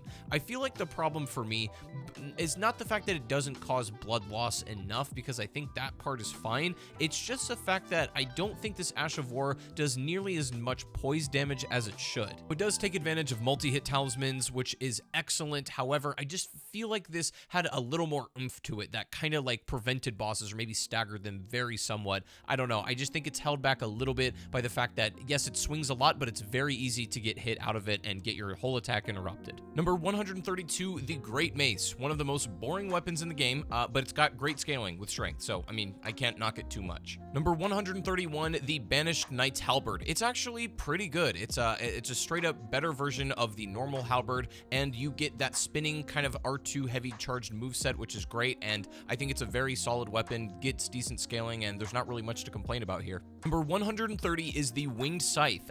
This is a weapon that I personally kind of like, even though it is holy damage, and I have a bias against those usually for this game. This one I kind of make an exception for just because I think it's a lot of fun, it looks super cool, and it essentially has Loretta's War Slash, however in holy form with Angel's Wings, and it just looks so incredible. This definitely gets points for visuals and aesthetics and swag alone. Now, is it the best weapon just for damage? Absolutely not, because once again, holy damage kind of sucks. You can buff it through talismans and even your Wondrous Physic to make this good, but I think this is still like a pretty average weapon, all things considered, but it's one of the better versions of the scythes, if you ask me. Number 129, the Spirit Glaive. The thing keeping this out of low tier is the fact that it has Rancor Slash. I do actually prefer the halberd to the sword for some reason. I'm not exactly sure why. I just think that I enjoy this weapon a lot more, and Rancor Slash seems to work for this weapon, and you can buff this through, you know, magic talismans and Wondrous Physic and everything, and this can actually be a fairly viable weapon, especially against bosses who are already particularly weak to magic. This one might actually surprise you. For 128 is Reduvia. This is an iconic Elden Ring weapon, easily one of the best just pure bleed weapons. It does actually scale with strength and dex as well, weirdly enough. I feel like if this just scaled with arcane, that would probably be fine, but this is actually a solid bleed option, especially Reduvia's Bloodblade being a bleed projectile. You can cheese a lot of like the mid game. However, I will say Reduvia does get outclassed as you get into the later portions of the game. There's just going to be better weapons that are going to do its exact purpose, but slightly better. Number 127 is the Longsword. It's a sword that's above average in length. For 126 is the Broadsword. And this and the Longsword are very comparable. The Broadsword does get better overall base damage. However, it's got a bit less range, kind of a smaller hitbox, and that's just kind of the trade-off you have to accept. But I feel like better damage overall, especially for the early game, is probably worth it. It's a fine weapon. Number 125, the Noble's Estoc. Now, I would wager that a lot of you probably didn't even know this weapon exists, because it's got a 0.5% drop rate, which is very cringe. Like, that's insane. It's a little bit better than the base version of stock, which is good, and I actually don't hate the weapon on its own. I think it's usable and it's viable. However, for how rare it is, I don't think you should really spend all of that time going out of your way to try to acquire this one. You may as well take that luck and go to Vegas or something. You'll probably have better rods. Number 124 is the Clean Rot Knight Sword. In general, a weapon that I'm pretty favorable about, but it has one property that I kind of hate, and that's the fact that it's not good against smaller enemies, because for some reason, a lot of the attacks like angle upwards, and that can cause you to completely whiff over smaller enemies in the game, which is incredibly annoying. So I feel like this is not the most one-size-fits-all weapon. However, it's completely viable for 99% of the enemies in Elden Ring because, like, they're mostly all bigger than you. Number 123 is the Bloody Helus, which is an actually heavy thrusting sword with inherent bleed, and it's strong. I'm not gonna lie, this actually works well for this weapon, and the inherent bleed is genuinely OP on here. However, I don't really love the ability. Dynast Finesse, specifically for PvE situations, for the most part, is not very useful because I don't like what it does to your positioning. Using it makes you, like, back up, which can be nice in certain situations, but it doesn't give you, like, iframes or anything, so you're still vulnerable, and plus, if you want to get a follow-up attack, you can still swing for those heavy thrusts, but I just don't really like how it backs you up a little bit too much and kind of screws with your positioning. Not my favorite thing in the world, but it's a good, powerful weapon still. Number 122 is the Flamberge. Now, you're going to be looking for a lot of weapons that have Pierce attack once again, and this is a great sword that has both standard and Pierce, which is nice, and it does cause inherent bleed buildup. It's a very powerful physical weapon on its own, and the inherent bleed you get with it is nice. Now, again, great swords don't swing the quickest, and that's a little bit of a drawback. Plus, it does not scale with Arcane on its own out of the box, so that's a little bit of a drawback, but of course, you can infuse it to make it do that. It's a very good choice. Number 121 is the Death Knight's Long Haft Axe. I actually do prefer this one to the twin axes for the most part, even though I don't love axes, mostly for the reason that they deal standard damage, and I think that kind of holds it back for a lot of reasons, but this one is not too bad because Blink Bowl is unironically solid for PvE. It gives you a great movement option, plus puts you in the air, and also does insane damage. It is lightning based, so you can, of course, buff this through talismans and Wondrous Physic and whatnot, and do some pretty crazy numbers. Number 120 is the Battle Axe. It's a straightforward strength option. Honestly, it's very good. Nothing to complain about. Wild Strikes is incredible. Definitely one of the better axes in the game. Number 119 are the Curse Blade Circa, and instead of being throwable, these actually have their own unique Ash of War. You cannot throw them, and they have inherent bleed. This is the very rare weapon class of backhand blades,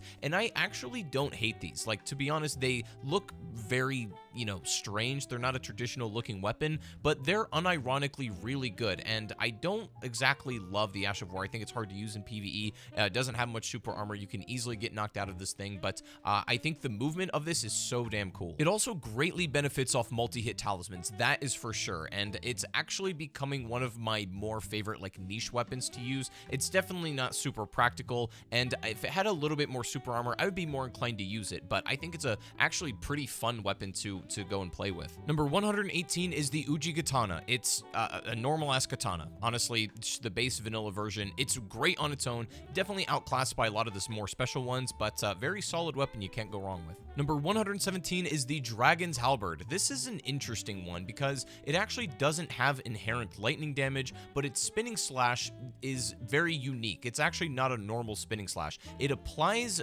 lightning to it, and then it even acts sort of as a weapon buff. It's actually really good. I'm just surprised that they didn't make its spinning slash called something else, because it's not a normal one. Number 116, the Scavenger's Curve Sword. Easily one of the biggest sleeper picks in the whole game that you might not even realize is that good, but my god, this weapon shreds. It's actually superior to a lot of the special curved swords in this game for sure, or it's at least a very, very close bet, and you don't really have to do anything too crazy in order to unlock its full potential. It's good right out of the box, and that's somewhat rare for a lot of Elden Ring weapons. Unfortunately, it's not exactly the easiest weapon to get in the game, so you're most likely going to see its full potential on a New Game Plus playthrough, but it's actually a very solid pick. Number 115 is the Greatsword of Radahn Light. Now, this got buffed in From Software's most recent patch for Elden Ring to where they made the holy hitboxes on the light speed slash a little bit better, which is appreciated, don't get me wrong, because this was easily inferior to the Lord version in just about every way. So it's been made a little bit better, but still, I don't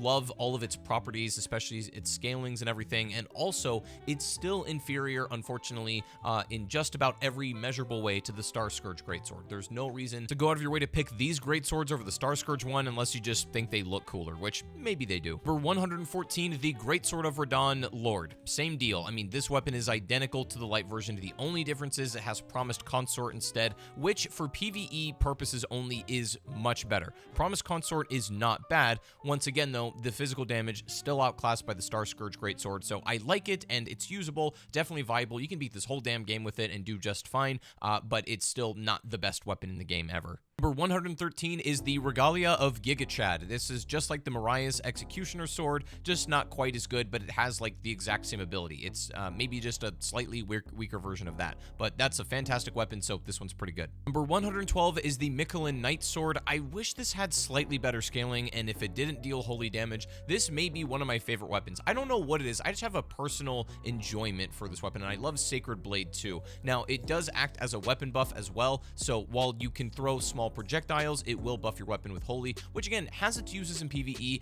but overall is not going to be the preferred damage type. I just happen to really like this one. I don't exactly know why, but I admit that it's not the best weapon ever. It's not even the top 100, but it's a solid pick. For 111, the Knight's Greatsword. Super solid pick. I love the way this looks, and it's just a great dex-based greatsword that's essentially usable and viable for just about every PvE scenario. Number 110 is a weapon I genuinely desperately want to like more. These are R'hllana's twin blades, and while they are excellent, they're amazing, they look fantastic, and they're super sexy, I can't say that they're objectively better than a lot of the other swords that do this sort of split damage kind of concept. Now, they are very good, I would say, for probably crowd control, and maybe they're even better at that than the other one we'll talk about later, but outside of like fighting, you know, groups of enemies for specific bosses, these are just going to be slightly inferior. Their scaling isn't quite as good as I would like it to be, and unfortunately they just don't output as much damage as they could. That's not to say that these are bad weapons at all. It's just this like split damage light greatsword idea. This is probably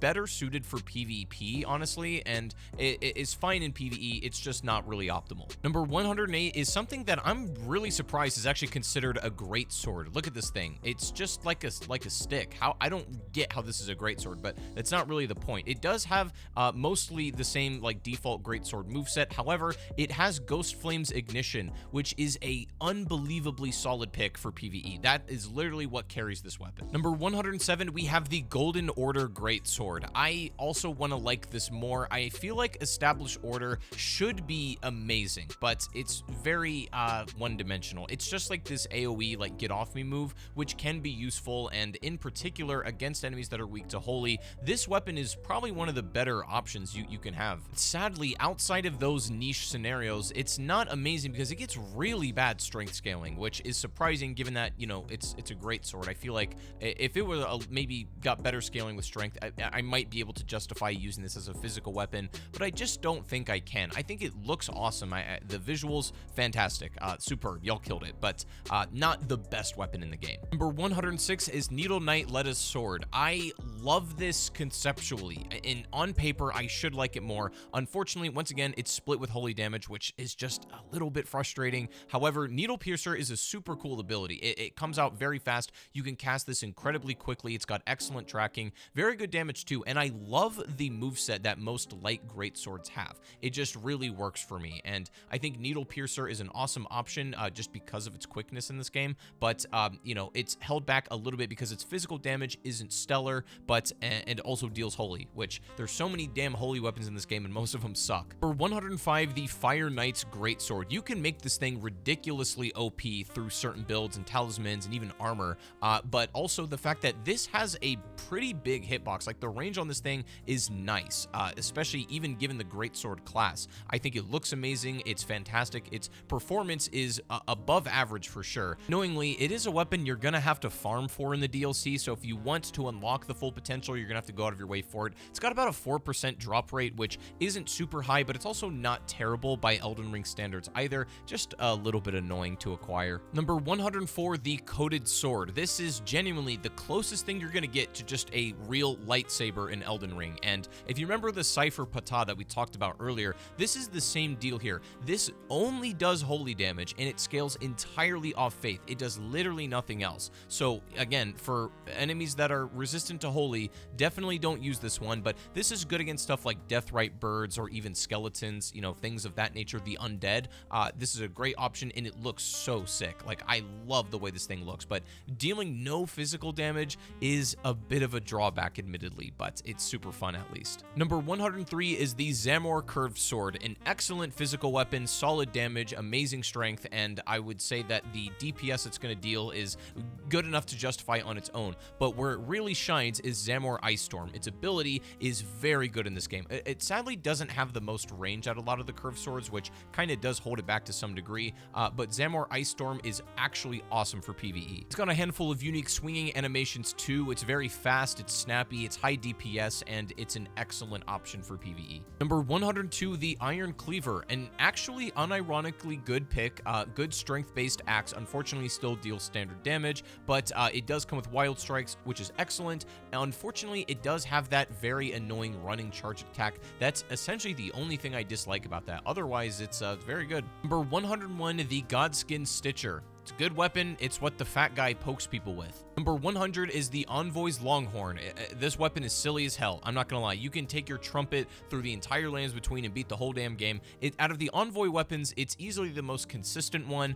It's gonna be the most reliable and probably just the best DPS for everything. But once again, it's a holy weapon and it blows bubbles. That's all you got. Number 99 is the Axe of Godfrey, which is conveniently not an axe. It's a colossal weapon, and it actually has some interesting moves, some very unique animations. Its charged heavy R2 is like this stomp with this sort of horizontal swing, which can be very useful. It, however, doesn't do quite as much stance damage as you think this might should, especially Regal Roar. While it is a great ability, it's not quite as strong for knocking down bosses, which is practically the only real strength to this weapon. It's definitely usable, and I would say it's definitely a solid choice. It comes right out of the box ready to go. You can upgrade it with Somber Smithing Stones, of course, and there's not much maintenance you need to do to this thing, but it's not one of the highest damaging weapons in the whole game. Number 98, the Executioner's Great Axe. Being an Executioner weapon, this means that you're going to get some pretty heavy increased critical damage. Warcry is also awesome for buffing yourself, and it does have a fairly high strength requirement to use, but if you can meet those and you do have a strength build you're particularly running, this is not a bad option if you're going to be looking for stance breaks and criticals in particular. It's obviously harder to get stance breaks with axes compared to some other weapon types, but it's still doable. Number 97, the Ornamental Straight Sword. These are a great pick, don't get me wrong. I think these are very solid weapons, but the problem is they don't particularly scale very well. The weapon art is not awesome either. Like, Golden Tempering is more or less just a weapon buff, and that's fine, but the biggest upside to this is the moveset and how quickly you can swing this. This really does take advantage of stuff like Millicent's Prosthesis and also Winged Sword Talisman. Any multi-hit stuff is really going to help this one out. That's probably the best thing you're going to get out of it is actually the physical damage, because being able to buff your weapon with Holy, once again, is solid, but that's not the whole reason that this thing is viable. Number 96, the Queline's Greatsword, a very rare fire-based heavy thrusting sword option. It's solid, I like it. I don't think it's one of my favorite heavy thrusting swords, but it looks hella cool. That's the most I can give it. Number 95, the Great Katana. There's a few different types of Great Katanas in this game. This is the most basic of all of them, but they're essentially strength-based regular katanas, and they're a little beefier, a bit heavier. Do still come with inherent bleed, which may be the most important part. Also, overhead stance is not a bad option. This is like that one move from Sekiro. It's pretty good, actually. Number 94 is the Godskin Peeler. Now, fun fact, this is actually the weapon that I beat Elden Ring for the first time ever with. Black Flame Tornado, hella OP, great ability, and I really like this thing. Number 93, the Watchdog Staff. This is actually not too bad of a pick. This is one of the ugliest weapons in the game, in my opinion. However, it's got pretty good physical damage, very nice stance damage, and its ability, Sorcery of the Crozier, is a pretty good magic-based option that casts fast, tracks enemies well, and does decent damage. This is just an all-around solid pick, especially for, you know, the ever-so-fated strength intelligence build, you know, as rare as that is. But if that happens to be your character, then you might want want to consider this option. It's not terrible. Number 92 is the Clayman's Harpoon. The only thing I'm somewhat disappointed with is that it doesn't come with its own unique ability, even though it does have magic damage and it scales almost completely off intelligence. I think this is a great pick to add a magic-based infusion to this, or some kind of ability if you still like spears. This is actually not horrible. However, I just wish it had a unique ability. I feel like it's kind of an oversight that it doesn't. Number 91, the Inquisitor's Girandol. Okay, why the hell does this not come with its own unique ability? Look at this weapon. It's a giant candlestick, and given its very unique look and presentation, this should have its own ability, but it doesn't, sadly. It just comes with Charge Forth, and that's fine for this weapon, however, but you're going to be split physical with fire damage, and that can be very useful sometimes. But believe me, there are much better fire-based options, which we're going to get to later. However, it does have inherent bleed, so that's a silver lining, I guess. Number 90 is Pole Blade of the Bud. This is Romina's weapon, and this actually got buffed in From Software's most recent patch. The thing they changed was they made the Ash of War ability have a lot more super armor, and so you're not going to be getting knocked out of this nearly as easily, which was much needed. That was probably the biggest weakness as it relates to this weapon. It does have some unique attacks, however, it's still a halberd with Scarlet Rot buildup, which is kind of strange, and also the rot that you're going to get from this weapon is not nearly as potent that you could get out of other incantations, so I just don't see the point of also using those alongside this or a better weapon, but it's fine. It's definitely viable and usable, and it's good for PvE because Scarlet Rot is never really a bad option. Number 89 is the Lance. This is one of the most basic versions of the Great Spear, however, it's also one of the most versatile by the same token. You can really center a build around this to where it gets crazy. It's also got incredible range, and it does do pierce damage, which is always welcome in PvE. Solid pick. Number 88 is the Hook Claws. Hugh Jackman would be proud. Number 87 is the Bastard Stars. This is Estelle's weapon. Now, Flails got buffed, quote unquote, but that still doesn't fundamentally change the way that the moveset is kind of mid. Still, Nebula is an OP ability. This does incredible stance damage, is very easy to cast, and not super expensive on your FP. So it's already fairly efficient. It's not a great physical weapon, obviously.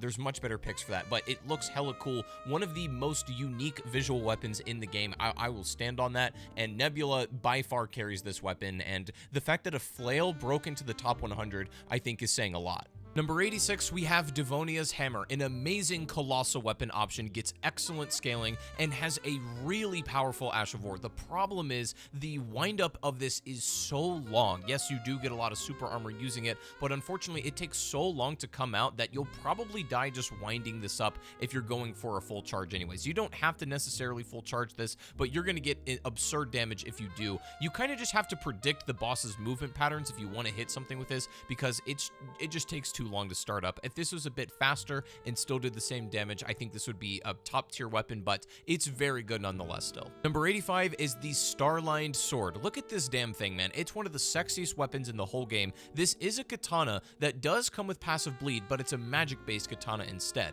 Now, that's cool enough on its own. I love the visuals, and it's actually a solid physical weapon, but the thing that sets this apart is Own's Line of Stars. This ability is absolutely insane. It has no reason going this hard, and I think this is actually a pretty underrated sleeper pick. Now, this does take heavy advantage of stuff like multi-hit buffing talismans, and you can obviously increase your magic damage through your Wondrous Physic or even another talisman. There's almost no downsides to this weapon. I do think the bleed buildup could honestly be a little bit better, but that's really the only slight negative against it. Number 84, the Great Omen Killer Cleaver. This is a great axe, and for some reason doesn't have that high requirements for its absolutely unreal damage output. It also comes with Wild Strikes, and given the giant hitbox of this weapon and pretty solid stance damage for, being a great axe, this is a very good pick for PvE, and not to mention the cherry on top, it does have passive bleed buildup. Not a ton, granted, but certainly enough to justify using this weapon in PvE. Number 83 is the Cranial Vessel Candle Stand. It's so odd, bro. Like, look at I'm not even sure what this is exactly.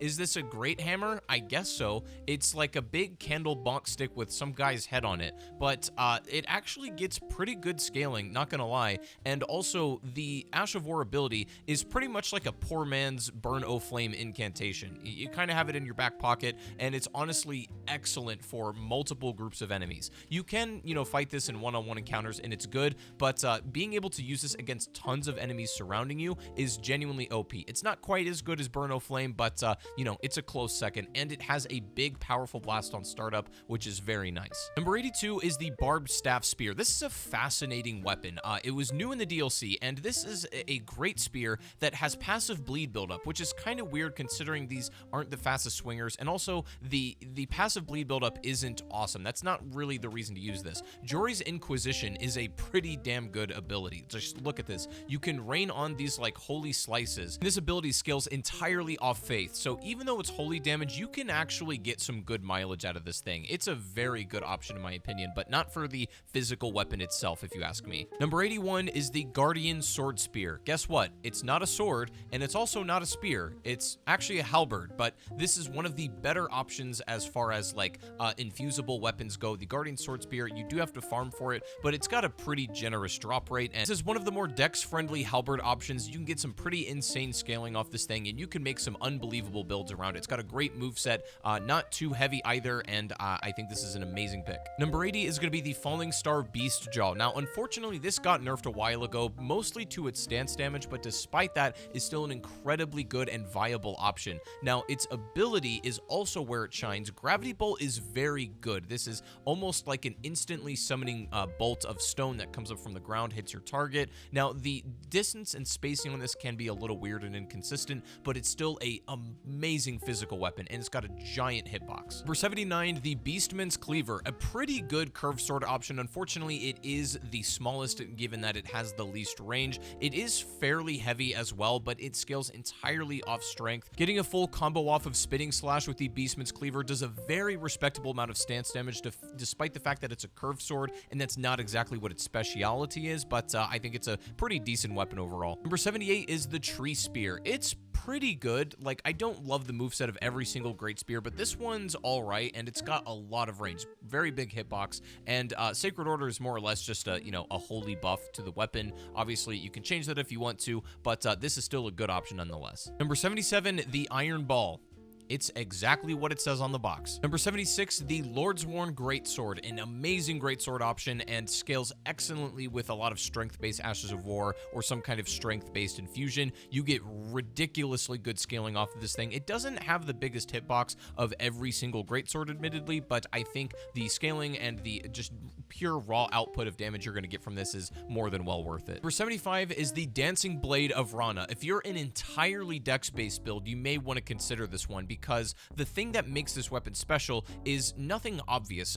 It doesn't even have passive bleed, which I feel like it should. If it did, this might be genuinely OP. The ability Unending Dance is crazy good. You can pair this with a lot of multi-hit talismans and even, put on some heavy-ass armor or just something in your physic to stack your poise so that you're not getting knocked around by enemies, and you can just literally hold one button and basically win the game. This is kind of a broken ability, I'm not gonna lie. Number 75, the Hand of Melania. I want to like this weapon much, much more. The biggest downside is the fact that it has no arcane scaling, despite it having passive bleed buildup, which might make this a little bit more viable. The thing is, Waterfowl Dance is fantastic, and for a lot of enemies that are staggered quite easily, this can be one of the best abilities in the whole game, and it does insane damage if you can get this whole combo off, but because it's so lengthy and so, resource demanding on your stamina, that's very unlikely that you do. It's also quite easy to get knocked out of Waterfowl Dance, in the middle of the animation. Many bosses are just not going to not swing for that long for you to get the whole attack off, making it kind of pointless. So it's potentially a really excellent weapon, but only in very particular circumstances.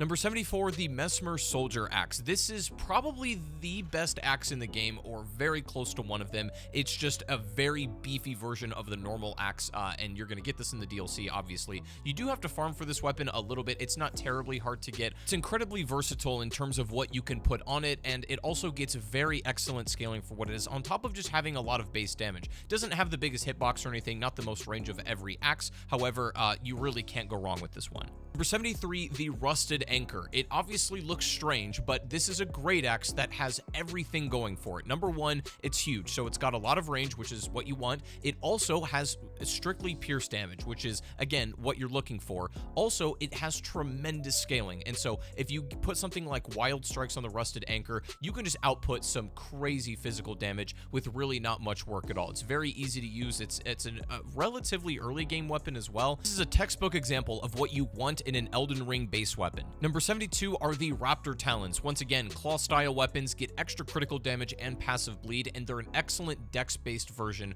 of the standard claws. Number 71, the Serpent God's Curved Sword. Now, I'm not going to sit here and tell you that this is the best physical curved sword in the game. It actually gets fairly mediocre scaling, if I'm being honest, but the really cool thing is that you actually get health restoration upon every single kill. Now, obviously, Blasphemous Blade does that too, and probably to a better degree, but having just literally passive heal on your weapon is a very good option for a lot of PvE situations in this game. It's not the best boss weapon or fighting bosses, but for dungeon crawling, exploring, etc., this is really a way to get a lot of mileage out of your healing restoration and stuff like that. So I think it's a very unique weapon. It's pretty good, and I like it a lot. Number 70 is going to be both Dane's Footwork and Dryleaf Arts. They are the brand new sort of weapon class of hand-to-hand combat, and these allow you to just basically do damage with only your fists and your legs, obviously, but the differences between these two are fairly minimal. Dane's Footwork is obviously a lot more kick-based of a moveset, and Dryleaf Arts is a lot more punch-based. Now, they can be buffed differently through certain talismans depending on which respective art you go after, but the one thing that they do have in common is that you do get Bite and Blast. Coming in at number 69 are the Claws of Night. These are a claw weapon type, of course, that do have passive bleed buildup. They're entirely dex-based, and they also are split with magic damage. Now, I think the claws are amazing because they can have such versatility, and they actually have a lot of very high DPS if you set them up right. This one also has like a scattershot throw weapon art, which is very unique for this kind of weapon. So claws typically don't have projectiles, and it's kind of hard to get up close. Like, range is obviously its weakest element. However, scattershot throw is a really good like crowd control weapon, and it deals decent damage. I think it's a pretty good option. Coming in at number 68 is the Falx. This is actually an amazing curved sword option, and it has the thing where if you decide to two-hand it, it's basically like a power stanced weapon. These have great range, incredible DPS, and scale very nicely as well. I really enjoy this. Coming in at number 67 is the Bandit's Curved Sword. I'm going to let you know, be careful with this weapon. If you apply bleed buildup to it and you power stance these, this will absolutely trivialize about 90% of PvE. I'm not going to lie. It's insanely broken. This weapon, I'm not sure how it really hasn't gotten rebalanced, but if you set it up in that particular way, it makes the game pretty much easy mode. Number 66 is the Magma Blade. It's literally a hunk of lava on a sword that looks like it's decorated like a Christmas tree, and that might sound kind of silly. However, it gets insanely good scaling, and also it gets a special version of Spinning Slash to where it actually leaves magma on the ground. So you get that additional physical hit plus whatever passive damage the magma ends up doing, and it can be really strong. It's actually not too difficult of a weapon to use. Doesn't have the biggest hitbox in the entire game, especially for its weapon class, but I don't think it really needs to. Number 65 is the Bloodhound's Hook Claw. These are great, and Bloodhound Step is one of the best movement options in the whole game. So even if this isn't the best physical weapon for DPS, it is a respectable one at that, but Bloodhound Step is easily one of the best defensive options and just for getting around the game, period. Number 64, we have the Cross Naginata. It's an amazing weapon as far as scaling goes. It does come with passive bleed right out of the box, which is nice, but the really special thing about this weapon is it actually comes with a really unique moveset. You get a lot of pierce attacks and slash attacks at the same time, which is very rare for a weapon like this because typically you just get one or the other, but very rarely does a weapon ever have both. That makes it an incredibly versatile and infusible option for PvE, and I think it's fantastic. Number 63 is the Obsidian Lamina. I find this one of the most fascinating weapons in all of Elden Ring. It doesn't get amazing physical scaling, it gets decent arcane scaling, but the thing that's very fascinating about this weapon, it's one of the coolest looking abilities in the whole game. Like, you literally look like death running around like this. It's unbelievable. I think the problem for me though is like the startup of this move doesn't actually have a hitbox, and that's kind of what you want. Sure, it's like a good movement option to get around, but your hitboxes actually come out like after you start swinging once you activate this, but I feel like the startup of this move needs a hitbox of its own to make it really good, but I think this weapon's super fun, and I do think it's actually one of the better ones for PvE, especially fighting crowds. Number 62, the Knight Rider's Glaive. This does amazing with strength-based infusions, particularly heavy. It scales amazingly with strength, and it's one of the bigger halberds in the game. So if you're just looking for a beefy strength-based halberd to really get the job done, I think this is the one. Also, I just think it's personally one of the coolest looking halberds out of the whole selection. Number 61, the Starfist. It's just the iron ball, but with spikes and has blood loss. That's really about it, but it's an amazing weapon. I don't think anybody's contesting that. Number 60, the Zweihander. It's one of the most iconic, memorable weapons in Dark Souls history, and it's also a very good dex-based colossal weapon. Now, there are other great swords that I technically prefer to the Zweihander, but this does fill a very specific niche in my opinion, and it's not too difficult to get in Elden Ring, and I think for a lot of dex/strength builds, you'll get a lot of mileage out of this, especially in your first playthrough in the early to mid game. At number 59 is the Noble Slender Sword. Now, the reason I'm putting it in the spot that it's in is the scaling isn't maybe the most impressive thing. It's obviously going to be a dex-based straight sword, but it has, I believe, the most range out of any straight sword in Elden Ring period, which is impressive given the straight sword class, but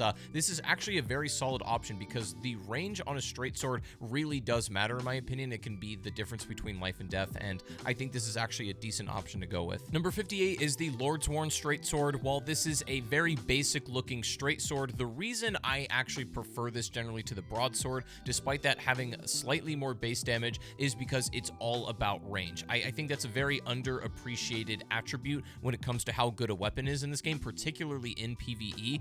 The extra range you get on this, I think, makes it more than worth it. Number 57, the Axe of Godric. While it's not my favorite physical boss weapon, the thing that absolutely makes it worth using is I Command Thee Kneel. The only problem is that it's a fairly long combo, and you really want to be landing that third hit, as it deals easily more damage than the first two hits combined, and it's pretty insane if you land all three. That's the tricky part with this. Also, not to mention, this weapon has a very unique heavy R2, which is more this horizontal slash, which is pretty good for hitting some of the, medium-sized enemies in the game. I really like it. Number 56 is the Star Scourge Greatsword. Obviously, I wish the Radahn swords were just as good as this one. They're just, however, not. From a physical damage perspective, from stance damage, and its Ash of War ability. Starcaller Cry is one of just the highest, single-hitting moves in the entirety of Elden Ring. You can really buff this through certain magic talismans, and because of the gravity pulling, enemies in towards you before you do the slam, I actually think that's an underrated aspect to this because it literally puts them exactly where you would like them to get the most amount of damage, and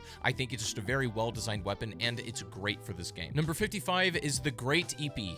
I am also EP right now. Number 54 is the normal backhand blade. Obviously, this is one of the rarer weapon types as well. Backhand blades, there's not a ton of them, but they are super cool. They got a very unique moveset, and Blind Spot, once again, I do think it's more useful in PvP situations, honestly, but I think this is very solid for PvE in a lot of situations, particularly against like smaller NPC type enemies. Not really great for big bosses or anything like that, but you can get some pretty crazy mobility with this, and I think it's a lot of fun. Number 53 is Rakshasa's Great Katana. Now, obviously, Great Katana, so passive bleed buildup, also scales very well with Dex, and not to mention, its ability is one of a kind. I think Weed Cutter is really great, actually, for dealing damage and especially dealing with big groups of enemies. It's still good against, like, normal bosses one-on-one, but it's a fairly long animation if you're going to be doing all of the swings, and it's not guaranteed to, like, stagger your enemy most of the time, so being against a tankier, more aggressive enemy, Weed Cutter might not actually be the play. You may just be better going off for light swings, but that's maybe the only disadvantage. Otherwise, I think it's one of the coolest weapons in the game, and the range you get on this thing is genuinely insane.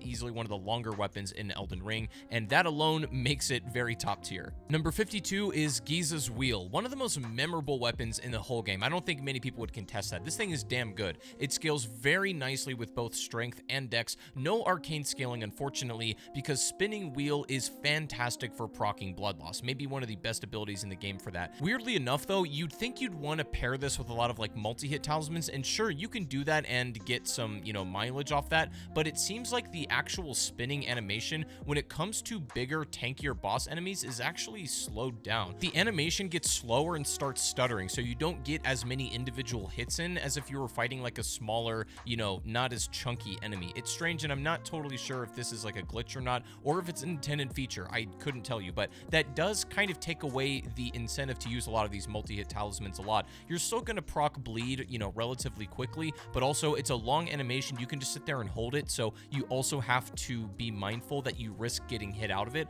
Otherwise, it's a great strength weapon, great dex option, and very good for bleed, which is, of course, amazing in PvE. Number 51, we have the Ruins Greatsword. Considering this is just literally a fallen chunk of the crumbling farm Missoula made into a literal weapon, I don't think it's that bad, and Wave of Destruction is maybe one of the most fun abilities to use, and the bolts that come out of the ground go pretty far as well, and they can deal some serious damage. Also, not to mention, it's just a good base weapon on its own, but the scaling is really where it matters. It scales decently off intelligence, but mostly off strength. So again, even just for strength-based builds that maybe spec a little bit into intelligence, if you don't want to just use a raw physical weapon and you want a little extra sauce instead, the Ruins Greatsword may be one of the better options for you. Number 50 is the Claymore. This is one of those like tried and true options in Dark Souls. This weapon has never been bad since the beginning of Demon Souls, and I don't think we would expect it to be bad come Elden Ring. It's one of the most basic ass greatsword options. However,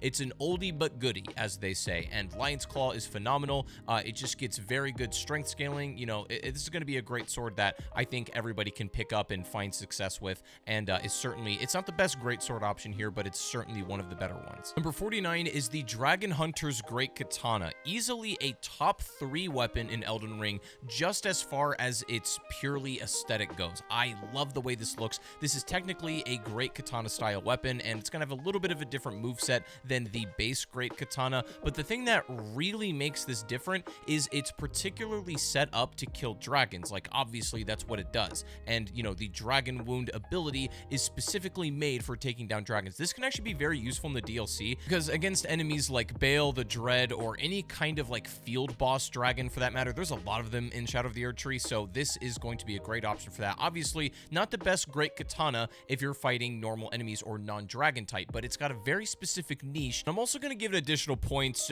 just purely for the swag factor as well. Number 48 is the Great Serpent Hunter. Now, this is a strange one to talk about because it's kind of a gimmick weapon, and you only unlock the full potential of what it's capable of in one instance in the game, and that is in Rykard's boss fight, obviously. Now, using the Ash of War ability, you're going to get this giant beam of light that is made for killing him. Now, if you could use this ability outside of Rykard's fight, this may be either the best weapon in the game or genuinely top 3, but you can't, so you only get the light slashes in this particular arena. But even so, you might be surprised to hear that the physical weapon without this ability is still not that bad, most particularly because of the damage type that it deals. It's got very good scaling as well, and it's just a decent, it's everything you want out of a physical weapon, and as far as spears go, it's not terrible. Number 47 is Vike's War Spear, a fantastic great spear option, and easily one of my favorite. Now, despite it being a, you know, frenzy flame weapon, and that's usually not the best for PvE, I still don't think this is a terrible option, because you get a move with a very fast startup, you actually go airborne for a little bit, and it's got a giant area of effect hitbox.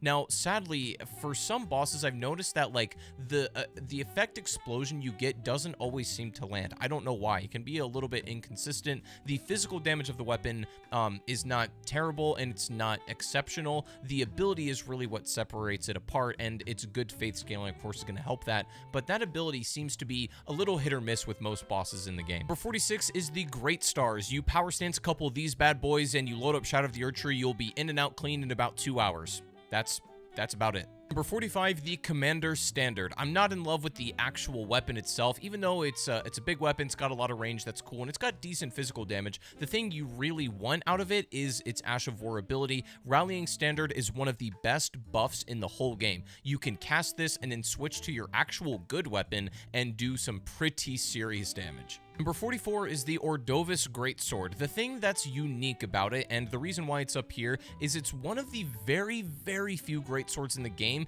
that actually deal holy damage. That's typically not the case, but it has good scaling with faith, so it's going to get decent off holy damage. Ordovis's Vortex is a great ability, and you're going to get a lot of your damage scaling off faith, but also it's a good physical weapon, and it gets amazing strength scaling too. This is actually a solid option that, even though it's holy damage, and I don't prefer those, this is low-key kind of a sleeper pick as far as holy damage weapons are concerned. Number 43 is the Marius Executioner Sword. You get arcane and strength scaling, which is really good. It is split with magic damage a little bit, which is somewhat unfortunate, but it's basically like the Giga Chad sword from earlier, and it's got the exact same ability. It's just beefier, it's a lot better, and this is a great bleed option because it's going to stick to its target for a really long time, and you're going to proc bleed insanely quickly, and especially with good arcane scaling, you're going to be looking pretty good. If I had to complain about about one thing, it would be the fact that it is an executioner sword, yet it doesn't have extra critical damage. Kind of sad. Number 42 is the Grafted Blade Greatsword. You're going to get this very early in the game in Limgrave if you explore like the most southern regions, and so it's an amazing early game option. However,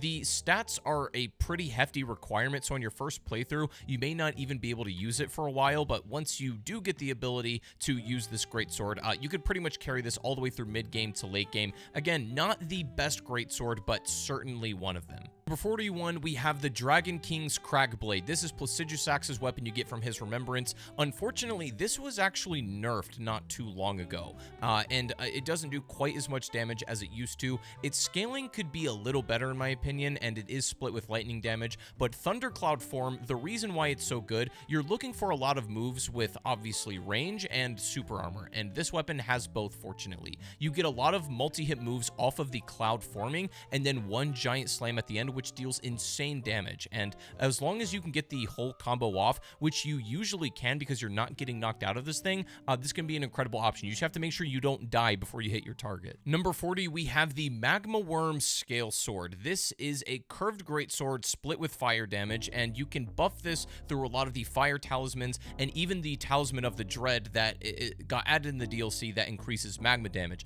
That is actually insanely good for this weapon. Obviously, the physical damage is not really what you're going to be relying on. And even though it's not half bad, it's Magma Guillotine that is the reason to take this one home. I mean, just look at this thing. It's incredible. The passive damage you get, as well as just the upfront physical, is enough to put most bosses to bed in maybe like a minute or two. Number 39, the Glintstone Kriss. I really like this thing. Not only do you get very good scaling on both intelligence and dex, but it's a magic split damage dagger, which is strange on paper, but Glintstone Dart is a really good ability that you can just constantly throw out. It comes out so fast, amazing tracking, and really good damage if you buff it through a lot of your magic talismans and stuff like that. Not to mention, if you do happen to get a stance break, this has extra critical damage. I don't really think you get much better than that. Number 38, the Sword of Milos. What's good about it is you get standard and pierce damage. It's an amazing physical damage weapon just purely off of its scaling as well. Scales entirely with strength and with dex,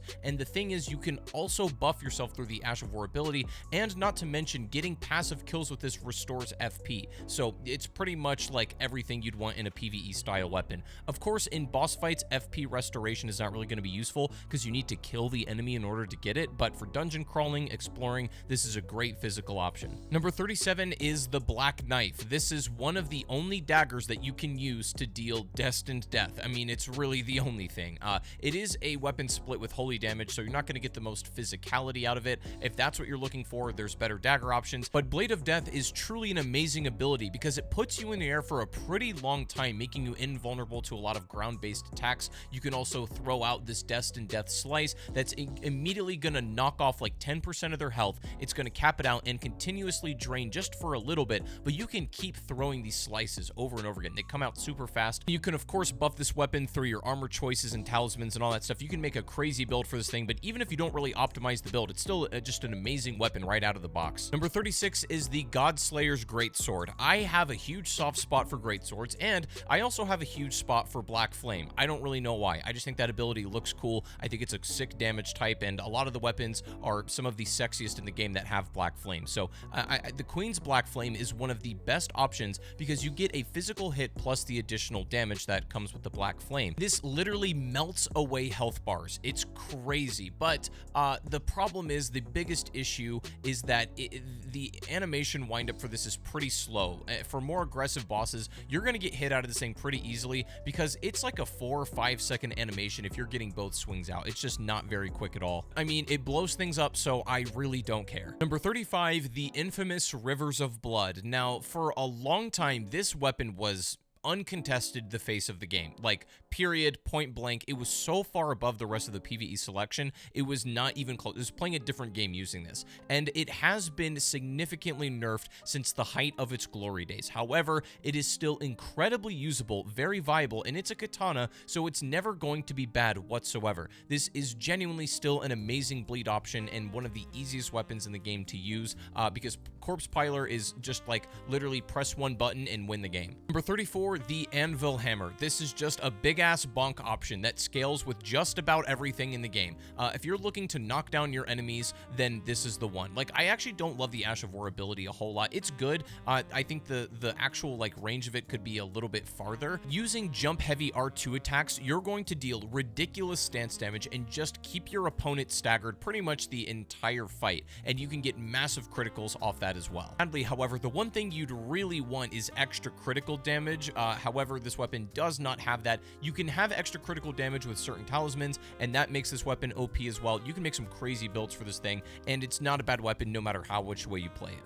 Number 33, the Omen Cleaver, an infusible curved sword with fantastic base damage that can be made even better through stuff like heavy infusions, because you're just going to be dealing wicked damage. It also has a ton of range for a curved sword, and it's a little bit on the heavier side, but it's not too much to deter me from using it a lot, and I think it's easily one of the best weapons in the whole game. Number 32, the Dismounter. I hardly know her. Number 31 is the Death Ritual Spear. This is actually a recent one that's grown on me quite a lot. Now, I don't love all of the scaling. I think that could be a little bit better because the damage that you're going to get from it is primarily through the Spear Call Ritual ability. However, this thing is just crazy, man. You can summon this from pretty far away and deal crazy physical and stance damage considering all of the spears land. Now, there is a good probability that if you're fighting lighter enemies that are more agile, they can dodge out of the range of a lot of these spears. This is good for bigger, slower, clunkier enemies that aren't very mobile, and you can summon this from far away, staying very safe, dodging attacks where appropriate. It is maybe somewhat niche of a weapon, but I think it fits most enough of Elden Ring's PvE selection that it's going to be viable for about, I don't know, 80-90% of the game. Number 30 is going to be Siluria's Tree. This is a projectile great spear that deals pierce damage. Okay, well, let me correct myself. I mean, the actual spear is not a projectile, but the ability is. You get a giant holy funnel corkscrew that goes and basically hits your target. And the reason why projectiles are obviously great is because you can space away from the boss. You can play a lot more safe. Obviously, it's one of the only melee options that have a built-in projectile, making it very niche and very situational in some ways, but also very applicable to a lot of Elden Ring's lineup. It's holy damage, unfortunately. I think if this were magic instead, this would be actually OP, but I love this weapon so much. It's crazy, it looks insane, and it's a lot of fun. Number 29 is the Beast Claw. This was a new weapon type in the DLC, and it's just broken. I feel like at this point, they're like, okay, lads, like, just have fun with the game. You can put on some bear claws and just rip people to shreds. Unbelievable DPS, and it's also a very lightweight option, meaning you can stay nimble, stay on your toes in order to dodge attacks and stuff like that, so you're never really caught out or have to commit to so many options. Savage Claws is an amazing movement option on top of just being a literal waterfall of damage.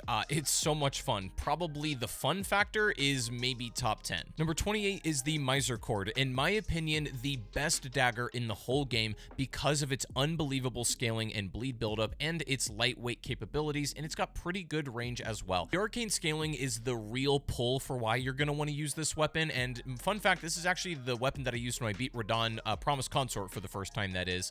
Just this and only this weapon, and the reason why I think this is incredibly viable just on its own, because it's so light and nimble. Once again, you don't have to like commit to any hard options. Swings are so fast, the animations are very quick, the lightweight you get for your character, the bleed buildup, all that stuff is just phenomenal. It's easily one of the best weapons in the entire game. Number 27 is the Red Bear's Claw. Very similar to the Beast Claws, this is more of a strength-based option. It's got the exact same stats as far as bleed buildup goes, but Red Bear Hunt I actually think is probably more suited for PvE because, you know, it's a quicker animation. It does a little bit more damage up front. You don't have to commit to quite as long of a moveset. Just the constant pressure and damage that you can apply is pretty incredible. Now, it's not the most stance damage per hit, obviously, out of like other greater, heavier options, but you can still deal fairly respectable stance damage if you're pressuring all the time. And again, just one of the more fun weapons in the whole game. Number 26 is the Prelate's Inferno Crozier. It's a lawnmower that leaves fire damage behind. It's so much fun. This thing is just stupid, man. I don't even really know how to talk about this weapon seriously because of how funny it is. Just go ahead and use this for yourself and you'll have a good time. Number 25, the Giant Crusher. This is the logical conclusion to the Unga Bunga weapon. It's an entirely strength-based, big-ass hammer option, and you crush things, big physical damage, big stance damage. There's, again, not really a thinking man's weapon. That's all you need to know. Number 24, the Blood Fiend's Arm. Now, this thing is still really good. It's actually cracked, but it was broken when the DLC first dropped. You could apply bleed onto this weapon, and with its arcane scaling, it was genuinely insane. You'd be getting a lot of stance break knockdowns, meaning, you know, extra damage, critical hits, etc., plus a passive bleed buildup, which is really excellent. I can't believe this thing ever got past quality assurance testing at From Software. I'm genuinely baffled. Number 23, Morgoth's Cursed Sword. This has been growing on me tremendously lately and easily become one of my personal favorite weapons. Even though I can't say it's the actual best weapon in the game, it's close to it, and it's one of just I hold it close to my heart. I love Morgoth's Cursed Sword for a lot of its stats. You get extra critical damage. It's got the biggest hitbox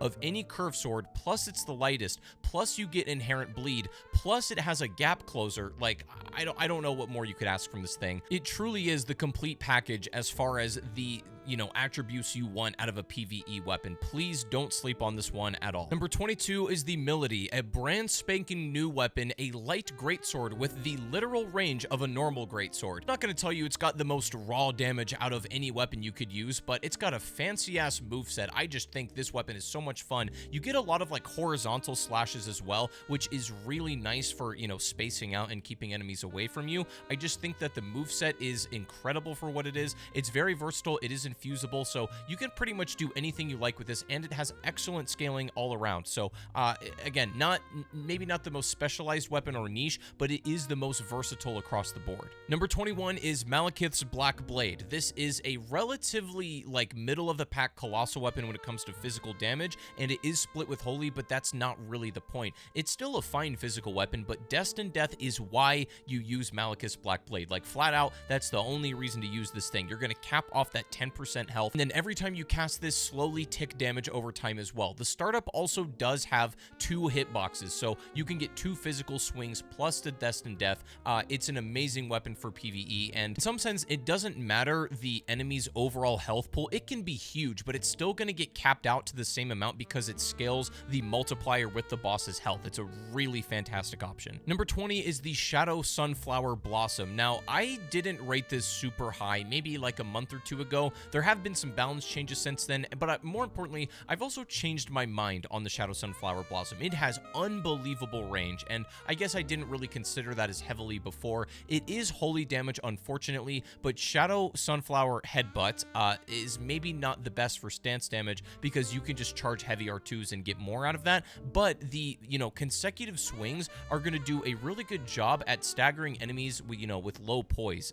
It's very good for that, actually, and I think as far as PvE goes, you know, with bosses that are resistant to holy, maybe not the best idea, but for a lot of other situations, it's maybe one of the best weapons you can use. Number 19 is the Greatsword of Solitude. I would say this is basically, if you're just going all in on strength greatsword wise, this may be the very best one. It does come in with its own baked in Ash of War that actually acts as a projectile as well, so just for pure physical weapons, this is maybe second to best option in my opinion. It doesn't have quite as much range as the other one we're going to talk about, but it has really excellent strength scaling, and that's kind of what you need. Number 18, we have Moonveil. Once again, just like Rivers of Blood almost became the face of the game, very iconic, memorable, recognizable weapon, and the reason for its infamy is because Transient Moonlight is essentially Unsheath, but has an additional magic projectile. Unsheath is one of the best Ashes of War in the whole game that you can put on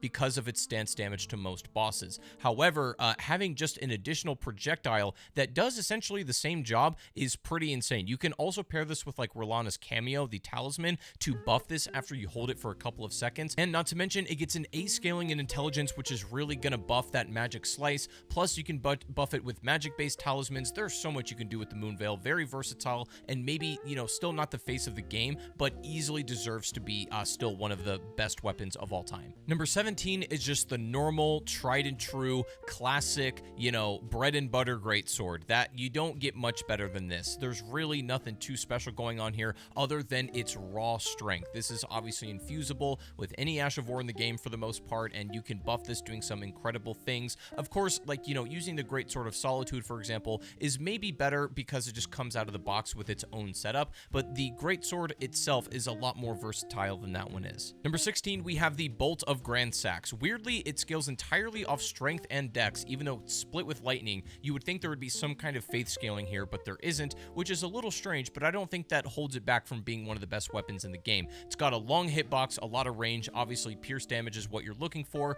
and the Ancient Lightning Spear is an easy move to cast. It comes out incredibly quick and just deals stupid damage. Like, it's just everything on paper that really checks out for PvE, Bolt of Grand Sax really covers. And for lightning damage can be kind of niche and specific, but I think this still covers enough of its bases to be viable in just about every capacity. Number 15 is the Spear of the Impaler. This is Mesmer's weapon, obviously. It doesn't get awesome physical scaling. It's pretty low in strength, actually, but its faith scaling and what you get off fire is really what you're looking for. Now, I do think Mesmer's Assault is one of the best abilities in the game, period, if you can land the whole combo. It's obviously very long, it's expensive on your stamina, and it's quite difficult to land the full combo because you can be quite easily knocked out of it, and that's the only downside. You're going to need to wear armor that gives you a lot of poise. I think if you don't want to get knocked out of this so easily, that's the only weakness I can think of. Otherwise, it's a really great weapon, and because of its unique charged heavy attack, you can just throw it as a projectile straight up and just keep throwing it. It's infinite. However, very expensive on your stamina. Wouldn't always recommend it, but it's super cool. Number 14 is Euphoria. This is a twin blade that absolutely funnels out damage and just straight drains health bars. There's no other way to put it. You can heavily buff this thing through a lot of talismans and physics and even armor sets. Like, obviously you can do that for every weapon, but this one specifically certainly takes advantage of that. Multi-hit talismans make this fantastic, and it's one of the most enjoyable weapons, I think. Euphoria Vortex is just, it's so sexy to look at, man. You can't get bored of it. Number 13 is Marika's Hammer. This is the only hammer in the game that could even dream of coming close to the top 20. Marika's Hammer, Goldbreaker, is one of the best abilities. That's the only reason why it's up here. And even though, again, I don't love the hammer moveset, you're not going to be using that a whole lot. It still has decent range for a hammer, I guess, but the reason why it's so powerful is because you basically have infinite super armor. You're never, ever getting knocked out of this move, and that is of crucial importance. It's also pretty hard to hit you while you're all the way up here. You don't take as much damage as you would think coming in for the swing, so it's a pretty safe option to use as well. And yes, it's holy damage. Cringe, I know, but I still think it's worth using. Coming in at number 12 is Wing of Estelle. This is Bastard Stars if it wasn't a flail and wasn't mid. It's pretty much just better in every capacity because it is a curved sword. You're going to get better damage, better moveset, all that stuff. And Nebula, the Ash of War ability built into this weapon should literally be illegal. And also, it does unbelievable stance damage, like more than a lot of heavy weapons. And you wouldn't expect it because it's just like a cloud of magic, but it absolutely shreds bosses' poise. The only thing holding back Bastard Stars is the fact that it's a damn flail, but Wing of Estelle is that same concept, but it's not mid. It's an actual curved sword, which, and even Nebula casts super quickly, which just doesn't seem right for this. I think it's faster than the Bastard Stars version, even though you do get some movement on that one. This, I just feel like the gameplay speaks for itself on this weapon. There's not much I really need to explain. Number 11 is Bloodhound's Fang. This is the weapon From Software put in the game to carry people who are brand new players just jumping in Elden Ring and have no clue what they're doing. And I'm not even saying that as a criticism. There needs to be a weapon like that to introduce you to, you know, a lot more of the complexities of it, but this is one of the earliest weapons you can get out of an Everjail, and also it's just stupid what you can do with this thing. It doesn't feel real. The Bloodhound's Fang is the best curved sword by far. It's one of the most versatile. The Ash of War ability gives you 2 hitboxes and also spaces you out, so you probably won't get hit by the boss. It just does everything you want to, and specifically for new players looking to play the game and get something good, go for the Bloodhound's Fang. That's kind of what it's made for. Alright guys, it's been a long video, but finally cracking into our top 10. Coming in at number 10, we have the Nagakiba. Once again, katanas are fantastic, and this one takes all of the strength to the maximum degree. This is the longest hitbox of any katana easily. Like, if you're trying to go for your Sephiroth cosplay, this is easily... By the way, I actually did that. I did a run of Elden Ring as Sephiroth using this weapon, and it was very easy because this weapon is fantastic. fantastic. It does come with unsheathed, but you can put whatever you want on it. Spinning slash works great, even though it's very basic. It does crazy good damage, and also you get passive bleed, does very good stance as well. It's an amazing weapon, literally no downsides to speak of. Coming in at number 9 is the Ancient Meteoric Greatsword, a one that really took me by surprise because on paper I don't think I would love it. It scales very nicely with Arcane, even though it doesn't have any inherent properties. It scales very nicely off strength, and I think the reason is White Light Charge is one of the best moves because not only is it a gap closer, but you also get so low to the ground, you can low profile a lot of bosses' moves,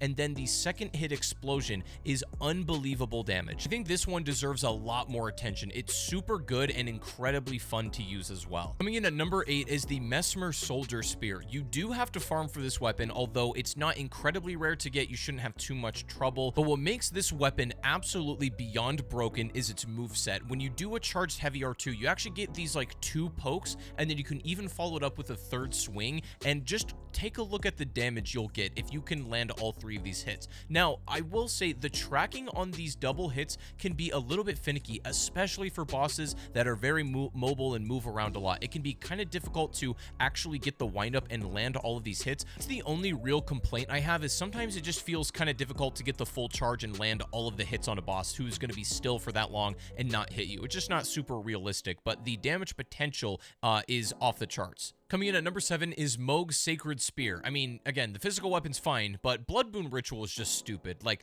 it's literally like you hook up a faucet to their health bar and then just turn the handle and just watch it fall out. There's nothing to this weapon. Now, I'm sure a lot of people you want to see how it works on Mohg. You can literally use this against each other, and it's not bad. And plus, after using Blood Boon Ritual, it will buff with, like, Blood Flame Blade, which is just even better. It's a crazy good spear. Blood Boon Ritual is just genuinely broken. Number 6, the Sword Lance. Look, guys, I know you can make just about every weapon in Elden Ring broken in some capacity, but the Sword Lance takes that to another level. I mean, especially if you're going to be playing like a guard counter build and you're using the brand new deflecting hard tier that's in the DLC. Just like, what am I doing right? What am I witnessing? The damage output that you get from guard counter specifically because of how this weapon's built is insane. Moveset's pretty amazing. The stance damage is nice and respectable, but it's really guard counters is what you're going to want to focus on. That's what this weapon was built for, and it's a perfectly valid and now viable playstyle in Elden Ring thanks to the new deflecting hard tier that got added in Shadow of the Erdtree. It's just dumb. Number 5, the Royal Greatsword. You do have to go a bit out of your way to get it. This is Blythe's weapon, and it's a greatsword that is split with magic damage. However, it's the ability that makes this genuinely unbelievable. Wolf's Assault is one physical slash from the sword and then a giant AoE explosion additionally to follow up. Also not a super long animation either. You know, a lot of these giant AoE explosions, they typically have long-ass windups that leave you vulnerable for a very long time. The Royal Greatsword actually puts you in the air when using Wolf's Assault, which can be nice, and then, of course, you can buff this through a lot of multi-hit talismans. Maybe it doesn't take the most advantage of that, but you can still get some use case out of it. I just think the problem is you have to go so far out of your way to get this weapon, but it is more than well worth it, and it's also just one of the most aesthetically pleasing weapons in Elden Ring, in my opinion at least. Number 4, the Sword of Night and Flame. This is very similar conceptually to Rellana's twin blades. However, this is an actually very good version of it. Now, you don't get 2 like with her weapons, but you actually get 2 different elemental abilities baked into this. You can do the Night and Flame stance, and the fire version, which is your heavy R2, is like this giant little like fire wave that goes in front of you, a pretty fair, respectable distance. But the R1 ability is literally just a pocket Comet Azure built into your melee weapon. It is just crazy good, not to mention crazy fun and very buffable through certain talismans and armor selections and everything. You can make this a genuine nightmare. And I think because of its versatility, you know, you can commonly criticize weapons that scale with like 4 different attributes and don't really know what it is, split damage, you know, across the board. But I don't think that really is a problem in this case because of its abilities being so damn good. Number 3, the Sacred Relic Sword. This is what you get from Elden Beast, meaning you're only ever gonna really get to take advantage of this if you play at least a new game +1, because, you know, you're going to get this at the very end of the game, and you want to experience it by playing the rest of the lands between with this sword once again. It is a holy damage weapon, so, you know, take that for what you will, but despite that, I don't think that's really a bad deal at all, because it lets out this giant wide wave that goes really far and just sweeps up just about everything in its path. You wouldn't think a weapon this wide and with an ability this far that it would deal the damage that it it does, especially being holy, but it's crazy good. And it doesn't sacrifice the physical part of the weapon either. The actual sword, just swinging it, you know, light and heavy attacks, is still really great, and it's just as simple as like clicking one button and everything in the room dies. That's how I'd sum this weapon up, which maybe is fair enough because you get it at the literal end of the game, so maybe that's more reasonable. But the Sacred Relic Sword and Wave of Gold specifically is easily one of the most broken abilities you will ever play with an Elden Ring. Number 2, the Moonlight Greatsword, or I guess it's the Dark Moon Greatsword in Elden Ring, but it's the Moonlight Greatsword. You know what I mean. You know what it is. It's a fantastic weapon. Unfortunately, it's locked behind one of the most convoluted quest lines in From Software history, but if you can have the patience to deal with that and you stick it through to the end, you're going to be given easily one of the best weapons that will ever touch Elden Ring. The thing that's so great about it is not only it's an amazing physical damage greatsword, but also the intelligent scaling you'll get off the magic slices of this are really what separate it. And it doesn't really cost that much FP to use either, because a lot of your swings are only relevant to your stamina. Like, you need to use FP to activate the sword, but after that, you can just use it for a specific amount of time, as much as you want.